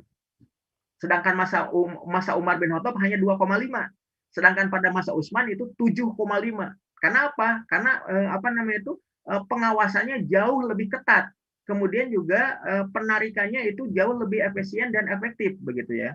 Dengan melibatkan keluarga Bani Umayyah. Dan pola yang sama itu dilakukan oleh Muawiyah bin Abi Sufyan hingga pada masa pemerintahan Umar bin Abdul Aziz. Jadi melibatkan keluarga besarnya itu untuk ya menjadi para petugas yang mengatasnamakan negara Bani Umayyah untuk apa? Menarik berbagai setoran yang ada di wilayah-wilayah luas yang kemudian dimiliki oleh pemerintahan Daulah Bani Umayyah. Maka kemudian harta kekayaan negara itu sangat besar, yang kemudian masuk kepada harta Baitul Mal begitu ya. Itu sampai kemudian pada masa Muawiyah, itu kemudian pada masa Sulaiman bin Abdul Malik, ya, kemudian pada masa Walid bin Abdul Malik, itu harta benda itu bertumpuk gitu di kas keuangan negara di pusat. Maka pada masa Umar bin Abdul Aziz, ya, khalifah yang ke-9 tadi, setelah menggantikan Sulaiman bin Abdul Malik, beliau itu kemudian begitu menyaksikan harta yang sedemikian banyak, ini tidak jelas peruntukannya gitu. Karena apa? Ternyata tidak didistribusikan oleh para penguasa sebelumnya. Jadi kalau ada umat yang meminta, baru kemudian dikasih. Kalau ada yang ngelapor, baru dikasih. Namun pada masa Umar bin Abdul Aziz itu kemudian kekuasaan itu dipakai untuk menjemput bola, bukan untuk didatangi oleh bola, bukan didatangi oleh umat, tapi kemudian langsung menanyai umat. Siapa di antara kalian yang berkenan untuk menerima ya santunan dari negara? Siapa di antara kalian yang ingin kemudian diberikan ya penebusan maharnya oleh negara? Siapa di antara kalian yang memerlukan kebutuhan-kebutuhan yang ingin difasilitasi oleh negara? Siapa di antara kalian yang ingin dibiayai oleh negara terkait dengan modal usahanya, modal perniagaannya, modal dagangnya gitu? Ternyata semuanya kemudian menyatakan, justru engkaulah wahai Amirul Mukminin, justru engkaulah wahai Khalifah Umar bin Abdul Aziz yang telah memakmurkan kami, mensejahterakan kami. Kami tidak butuh apapun terkait dengan apa yang kau tawarkan. Berikanlah kepada kaum muslim lain yang sekiranya membutuhkan. Jadi rakyat kaum muslim pada waktu itu menyatakan bahwa kami sudah makmur di bawah kekuasaan pemerintahan Umar bin Abdul Aziz. Jadi sebetulnya ya Umar bin Abdul Aziz itu ingin ya mengeluarkan harta benda yang sedemikian berlimpahnya di kas keuangan Baitul Mal tadi, namun ternyata tidak ada di antara kaum muslim yang kemudian merasa tidak berhak begitu ya untuk menerima santunan tadi. Makanya kemudian dipakai oleh Umar bin Abdul Aziz untuk memodali kaum muslim yang ingin berniaga, ingin berdagang, ingin berusaha, ingin bertani, berkebun, beternak, dan lain sebagainya. Termasuk juga diantaranya adalah dengan mengirimkan uang tadi ke wilayah-wilayah di luar pemerintahan Islam, misalkan ke Eropa, Afrika, dan wilayah Cina daratan, demi untuk membebaskan perbudakan di sana, Bang. Jadi itu yang kemudian berkenaan dengan kebijakan dari Umar bin Abdul Aziz yang ingin mengeluarkan harta Baitul Mal yang sudah bertumpuk sangat megah, sangat banyak di kas keuangan negara gitu. Begitu, Masya Bang. Allah ya, sampai begitu ya Ustadz ya, Masya Allah. Dan hebatnya petugas Baitul Malnya nggak ada yang sekarang ngambil dana bansos gitu, nggak ada ya Ustadz ya, bisa dipenggal itu sama Khalifah. Baik, Ustadz, Ya. ini nyambung lagi nih, ini orang pada penasaran sebetulnya kenapa di masa itu ya gini. Jadi kalau operasional untuk negara sendiri Ustadz, itu menggunakan dana dari Baitul Mal sendiri atau seperti apa Ustadz? Apakah ada Ya. porsinya sendiri Ya. dari itu? Ya. Berkenaan dengan para pejabat dari negara, sebetulnya kalau dalam Islam itu sederhana, Bang. Yang pertama itu dilihat kebutuhannya. Karena apa? Apa namanya itu? Setiap pejabat dari pemerintahan Islam, baik itu adalah pejabat administrasi, pejabat pengelola pemerintahan ketatanegaraan, ataupun kemudian ya para hakim, ataupun juga pejabat pertahanan keamanan, baik itu yang kemudian pertahanan sipil yang kita kenal sebagai ya surtoh atau elit kepolisian, ataupun Jaish, ya para tentara yang kemudian menjaga teritorial dan dalam upaya ekspansi ataupun dalam upaya jihad makani ya. Maka kemudian disesuaikan dengan kebutuhannya. Artinya apa? Setiap individu membutuhkan berbeda kebutuhannya. Maka jika memang dia itu adalah seorang bujang, membutuhkan dia itu misalkan pasangan, maka negara itu akan memfasilitasi siapa di antara perempuan yang engkau sukai, maka segeralah dipinang. Maka kemudian difasilitasi oleh negara untuk apa? Untuk mensukseskan dari mulai ya akad nikahnya sampai kemudian walimahnya. Kemudian juga diberikan santunan terkait dengan fasilitas rumahnya, kendaraannya, isi rumahnya, dan kemudian diperkirakan pula kebutuhan pokok dan hariannya. Maka itulah kemudian ditetapkan oleh negara. Makanya kemudian setiap para pejabat pemerintahan Islam, baik itu pejabat militer, pejabat kepolisian, pejabat kehakiman, pejabat di dunia pendidikannya, pejabat para cendekiawannya, sampai guru ngajinya, mereka tidak lagi memikirkan urusan dunia. Karena apa? Ditanggung sepenuhnya oleh negara. Jadi mereka fokus dengan aktivitasnya yang kemudian mereka berlomba-lomba untuk apa? Fastabiqul khairat, berlomba-lomba dalam kebaikan. Kenapa? Mereka ini adalah melaksanakan perintah Allah, melaksanakan apa yang pernah dicontohkan Rasulullah, dan mereka ya ini sebagai bentuk ketaatan kepada pemimpin. Kenapa? Pemimpin telah memfasilitasi mereka dengan syariat. Mereka kemudian juga berkhidmat kepada pemimpin, yaitu para khalifah, yang kemudian mereka akan tetap setia kepada pemimpin selama pemimpinnya itu memegang teguh pada Al-Quran dan Sunnah. Makanya kemudian mereka tidak lagi memikirkan terkait dengan urusan dunia. Kenapa? Pendidikan digratiskan, kesehatan digratiskan. Kemudian juga mereka akan bepergian ke sana kemari, itu ketika ada jalan tol, misalkan jalan yang kemudian sudah dibuka dengan sangat megah, dengan sangat luas dan sangat panjang, itu kemudian difasilitasi negara, bebas keluar masuk gitu. Bahkan sampai-sampai ketika masa Umar bin Abdul Aziz, dengan mengutip ya kakek buyutnya itu Umar bin Khattab ya, beliau itu sangat khawatir jika seandainya keledai itu terperosok ya. Ketika apa? Terperosok ke jalan yang kemudian jalannya itu tidak ya ditata sedemikian rupa agar apa? Agar kemudian para keledai itu bisa berjalan berlari dengan aman begitu.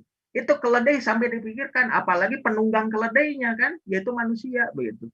Itu saking ini menjaga terkait dengan bagaimana Islam itu menjamin terkait dengan kenyamanan, keamanan, kemakmuran, kesejahteraan di antara rakyatnya.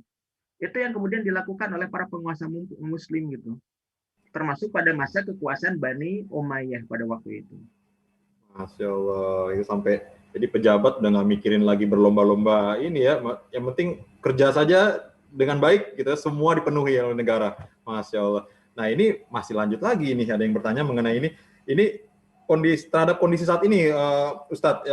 Jadi saat ini banyak Baitul Mal gitu. Apakah zaman dahulu juga Baitul Malnya banyak atau ada satu tempat aja yang memang di situ warga berbondong-bondong untuk menyerahkan ininya dia, hartanya dia?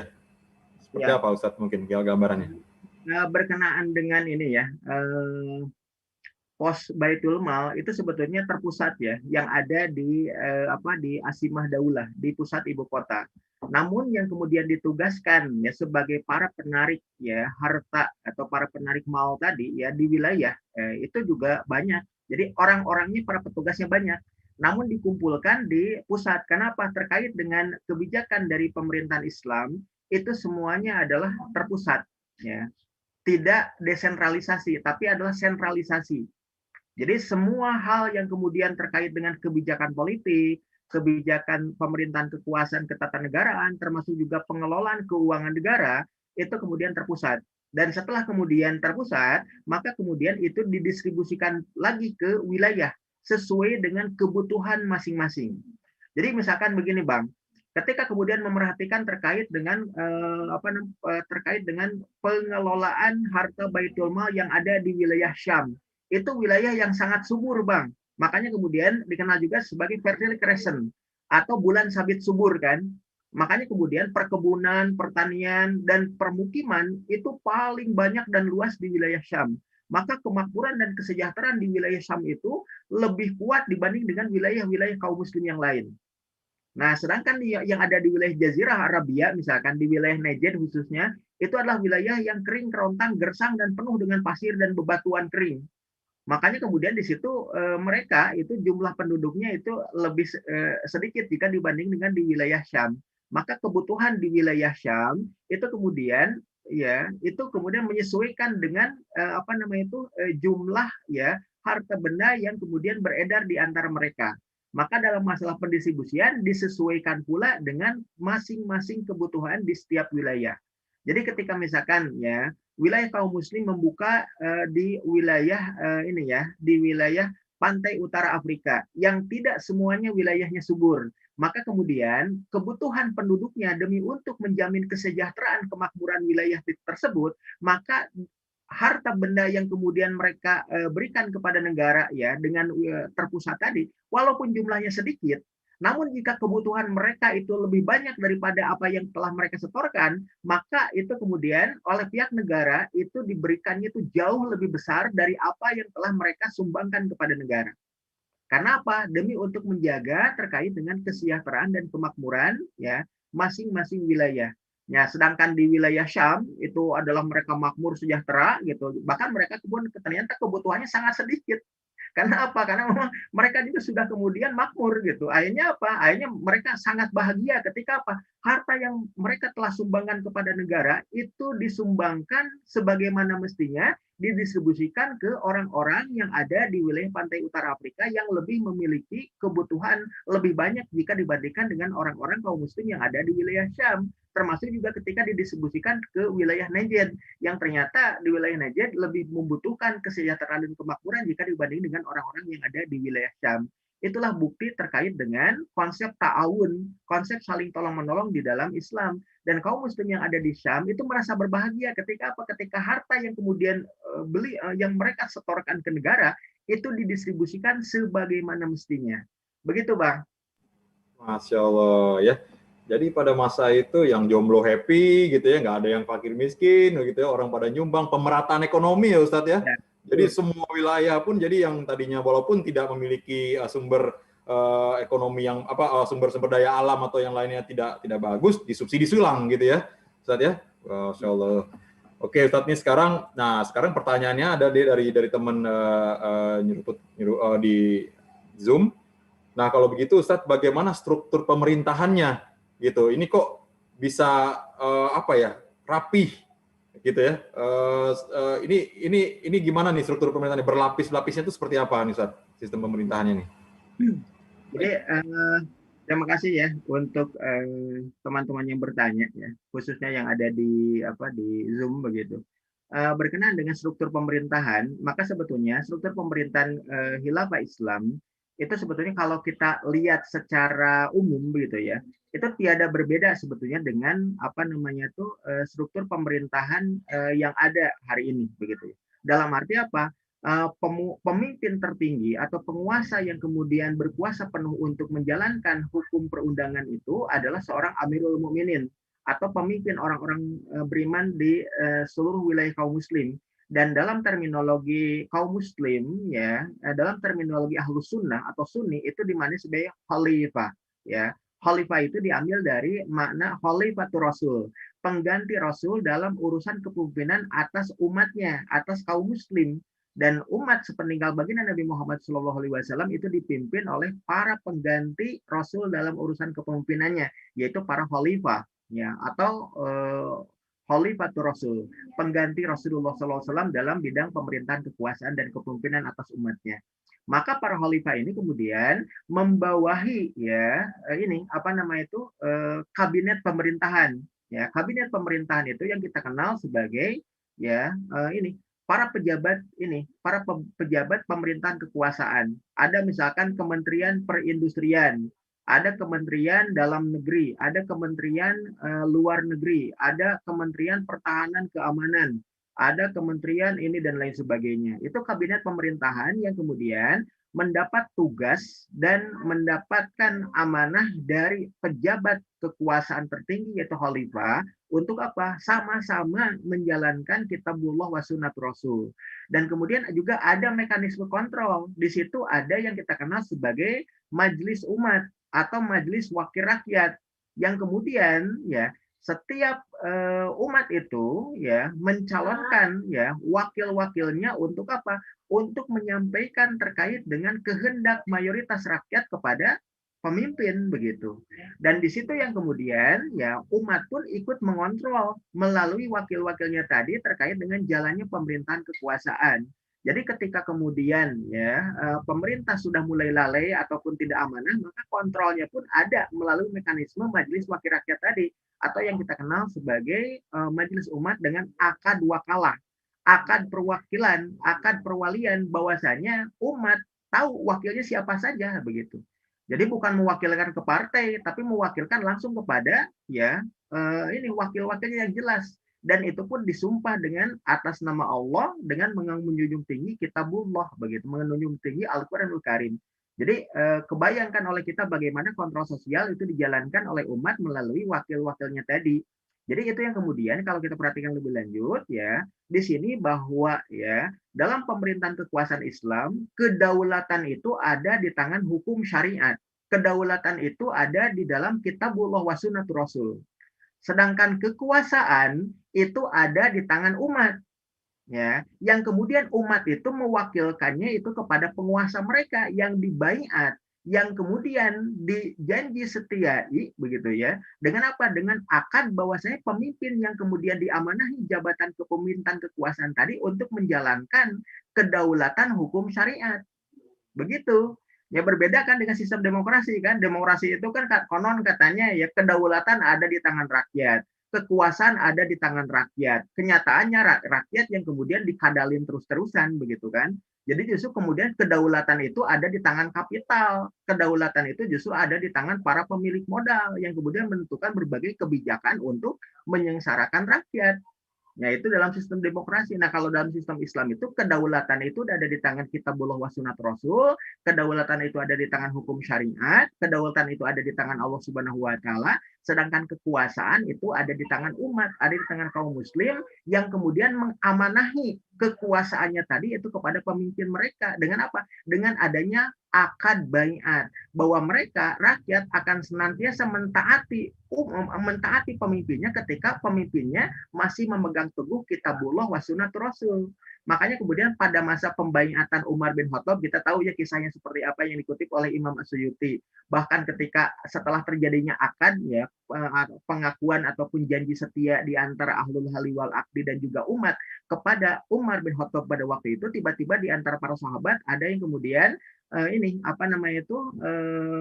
mengeluarkan pedangnya gitu ya, menghunus pedangnya gitu ya, mengeluarkan dari tempatnya, menghunus pedangnya dan kemudian mengangkat tinggi-tinggi di hadapan Umar. Wahai Umar, jika seandainya engkau melanggar apa yang telah disepakati dalam akad baiat ini, dalam akad janji setia ini, jika engkau masih tetap memegang teguh kitabullah wa sunnatur rasul, kami masih akan tetap mentaatimu. Namun jika seandainya engkau wahai Umar tidak lagi taat kepada kitabullah wa sunnatur rasul, maka pedang-pedang kami inilah yang nanti akan meluruskan engkau. Nah, itu yang kemudian dinyatakan oleh umat kepada Khalifah Umar bin Khattab. Dan Umar sampai kemudian menyatakan, Alhamdulillah, segala puji bagimu ya Allah, yang masih ada di antara umat Muhammad yang masih mau meluruskan Umar. Jika seandainya Umar lalai dalam menjalankan kitabullah wa sunnat Rasul, alhamdulillah ya Allah.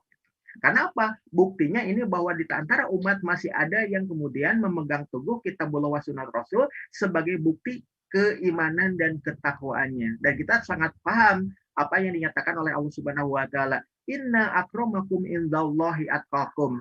Sesungguhnya orang paling mulia di sisi Allah itu adalah orang yang kemudian paling takwa di antara kalian gitu. Itu Bang Roli, mudah-mudahan menjawab pertanyaan tadi. Masya Allah, alhamdulillah. Jadi penguasa bukan menekan rakyat, malah rakyat menekan penguasa loh gitu ya Ustaz ya, tadi zaman Umar ya, sampai diancam begitu. Masya Allah. Dari nasihat. Iya, gimana nggak takut juga tuh pemimpin kalau diancam begitu ya. Oke, baik Ustaz, ini pertanyaan terakhir nih teman-teman semua ya. Ini terkait kaitannya terhadap kultur kehidupan di gurun dengan kebesarannya Umayyah. Misalnya gini, Ustaz. Jadi kehidupan di gurun itu kan sederhana gitu ya. Maksudnya ya namanya hidup di gurun gitu ya. Terus kemudian pasti kerja keras gitu ya. Dan mereka saling melindungi lah suku-sukunya gitu. Nah, apakah ada pengaruhnya dengan kehidupan tadi, kebiasaan tadi itu terhadap memang akhirnya Umayyah ini ya jadinya jadi apa ya? Jadi nggak terlalu silau gitu ya. Nggak terlalu silau terhadap hal-hal yang sifatnya duniawi gitu ya, tapi mungkin ekspansi penyebaran Islam ya, tapi ada nggak Ustaz kira-kira sampai di situ ininya gambarannya Ustaz? Ya, berbicara berkenaan dengan keberadaan orang-orang Bani Umayyah adalah orang-orang yang memang pada awalnya hidup di lembah Makkah ya, sebagaimana keumuman orang-orang Quraisy. Dan yang namanya orang-orang yang hidup di lembah Mekah begitu adalah di antara mereka itu adalah para juru niaga ya. Karena yang namanya lembah di Mekah itu bukanlah lahan yang subur. Sedangkan di kota Madinah itu adalah lahan yang subur. Nah, atau yang ada di wilayah Damaskus, di wilayah Suriah, di wilayah Palestina, Jordania, di wilayah Syam itu adalah lahan yang subur. Nah, artinya apa? Berkenaan dengan keberadaan orang-orang Bani Umayyah pada awalnya yang mereka hidup di wilayah lembah kota Mekah yang kemudian merupakan wilayah yang agak menjorok begitu ya di antara wilayah-wilayah perbukitan yang ada. Sebetulnya mereka itu sebetulnya tidaklah tepat jika dikatakan sebagai orang-orang gurun begitu. Namun ya di antara penduduk jazirah yang kemudian menjadi mayoritas penduduk pemerintahan Islam pada masa Rasulullah, kemudian juga pada masa Khulafaur Rasyidin, itu banyak orang-orang yang tinggal di gurun, orang-orang Arab Beduin begitu ya. Itu karakter mereka itu sangat bersahaja, sangat sederhana. Jadi mereka tidak terlalu berburu pamrih dunia berupa kekayaan dan kemegahan begitu. Memang benar begitu ya. Bagi mereka harta yang paling mereka banggakan dan mereka sangat jaga itu berkenaan dengan air begitu. Nah, kalau itu hasil kebun itu mereka bisa berniaga gitu. Kalau untuk untuk hasil peternakan mereka juga punya ternak sendiri atau kemudian mereka juga bisa berniaga. Namun kalau berkenaan dengan masalah air mereka tuh sangat benar-benar menjaga karena kita tahu sendirilah di wilayah gurun kayak gimana air itu seperti harta benda yang kemudian tak ternilai begitu ya. Nah, jadi artinya apa? Kalau kemudian melihat dari mayoritas penduduknya yang ada di jazirah itu hidup di gurun, hidup di alam yang gersang, tandus dan lain sebagainya yang kemudian tidak terlalu memedulikan terkait dengan pamrih dunia, harta kekayaan dan lain sebagainya. Apakah ada kaitannya dengan masa pemerintahan Daulah Bani Umayyah ataupun masa pemerintahan sebelumnya pada masa Rasul ataupun pada masa Khulafaur Rasyidin? Sebetulnya korelasinya tidak bisa dibilang pastinya sebegitu rupa begitu ya. Karena apa? Ini sebetulnya yang kemudian menjadi parameter terukur untuk menakar ya kualitas dari individu-individu yang tetap loyal, tetap setia dengan pemerintahan pada waktu itu bukan semata-mata latar belakang mereka yang hidup di gurun, bukan, tapi adalah latar belakang atau parameter terukur mereka itu berkenaan dengan kualitas keimanan mereka. Jadi kan orang kaya raya kalau kemudian mereka beriman, mereka juga royal untuk mendermakan harta bendanya di jalan kebaikan. Tapi kalau kemudian orang kaya raya kemudian tidak beriman atau kemudian kualitas keimanannya kacrut misalnya ataupun tidak terlalu bagus, maka mereka tetap akan mempertahankan harta kekayaannya tadi gitu ya, sedemikian rupa menjadi orang-orang yang kikir dan lain sebagainya. Nah, jadi kalau kita perhatikan lebih lanjut ya, ini kembali kepada kualitas keimanan dan ketakwaan di antara kaum muslim. Karena apa? Parameter terukur sebagai pilar dari peradaban Islam seperti yang telah diuraikan di awal tadi, bahwa ketakwaan individu itu poin yang pertama. Kedua, adanya kontrol sosial atau amar ma'ruf nahi munkar di tengah-tengah masyarakat. Adanya tausiah bi al-haq, tausiah bi as-sabr. Kemudian ketiga, ada penerapan hukum syariat yang kafah ya, oleh pemerintahan, oleh negara, oleh para khalifah pada waktu itu. Ini menunjukkan bahwa 3 pilar pemerintahan kekuasaan Islam itu dilangsungkan semenjak Rasul, semenjak para sahabat di masa Khulafaur Rasyidin, dan juga ini diteruskan pula pada masa pemerintahan Daulah Bani Umayyah yang berkedudukan di kota Damaskus, begitu di wilayah Suriah.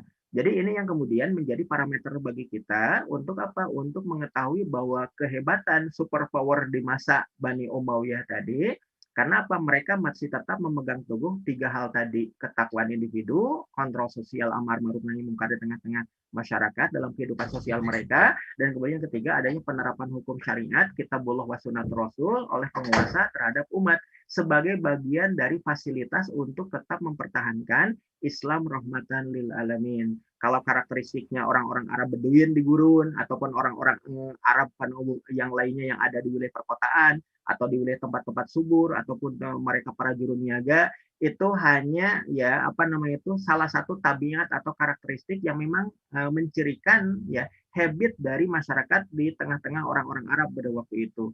Tapi yang kemudian menunjukkan mereka menjadi mulia karena apa? Mereka telah menjadikan Islam sebagai anutan kehidupannya. La izzata illa bil Islam, kata Sayyidina Umar. Tidak ada kemuliaan selain apa yang ada pada dari Islam, dan orang-orang Arab menjadi mulia karena apa? Karena ya mereka memegang teguh keimanan dan keislaman tadi sebagai bukti ketakwaan tadi. Dan pilar yang pertama tadi adalah ketakwaan individu. Begitu Bang Roli. Masya Allah Ustaz. Jadi seorang pemimpin itu dilihat dari ketakwaan individu ya Ustaz ya, tidak perlu ini terlihat sederhana atau yang ini sangat kaya, nggak peduli gitu, mau terlihat sederhana kayak mau orang kaya kayak gitu ya, yang penting kayak ketakwaan dan keimanan individunya. Masya Allah. Baik, jazakumullah khairan katsiran Ustaz, dan juga teman-teman brother dan sister Villa ya di rumah. Alhamdulillah kita sudah menyelesaikan episode kali ini. Masya Allah semakin seru sekali Ustaz nih, semakin menjelang ke ujung-ujung ini makin keren nih gitu ya. Jadi semoga teman-teman kita doakan kepada Ustaz kita, Ustaz Salman Iskandar ya. Mudah-mudahan beliau diberikan kesehatan selalu sehingga ilmu-ilmu yang mungkin kita tidak pernah tahu sebelumnya gitu ya, selalu bisa beliau turunkan ya, kita berikan kepada kita. Amin ya robbal alamin. Oke, ini teman-teman semua, selanjutnya paling kita menunggu nih episode kelima ya, Abbasid The Capital of Science and Technology. Ini kapan? Tanggal 29 Mei setelah lebaran nanti 29 Mei. Pukulnya pindah ke pukul 4 sekarang karena sudah tidak bulan Ramadan lagi. Jadi kita sore masih bisa. Kalau sekarang sore ibu-ibu semua pada masak ini saat, jadi pada nggak bisa join gini kan. Jadi kalau setelah lebaran nanti kita mulai lagi di tanggal 29 Mei jam 4 gitu ya. Baik, akhir kata kami dari Nyeruput Kopi juga ingin meminta maaf atas kekurangan acara pada hari ini. Sampai ketemu di episode kelima. Teman-teman semua, kami undur diri. Selamat menjalankan ibadah puasa. Sedikit lagi mau menyampai lebaran ya. Mudah-mudahan keimanan dan juga ibadah kita semakin lebih baik lagi. Amin ya robbal alamin. Nyeruput Kopi out. Assalamualaikum warahmatullahi wabarakatuh. Jazakallah khair Ustaz. Teman-teman semua.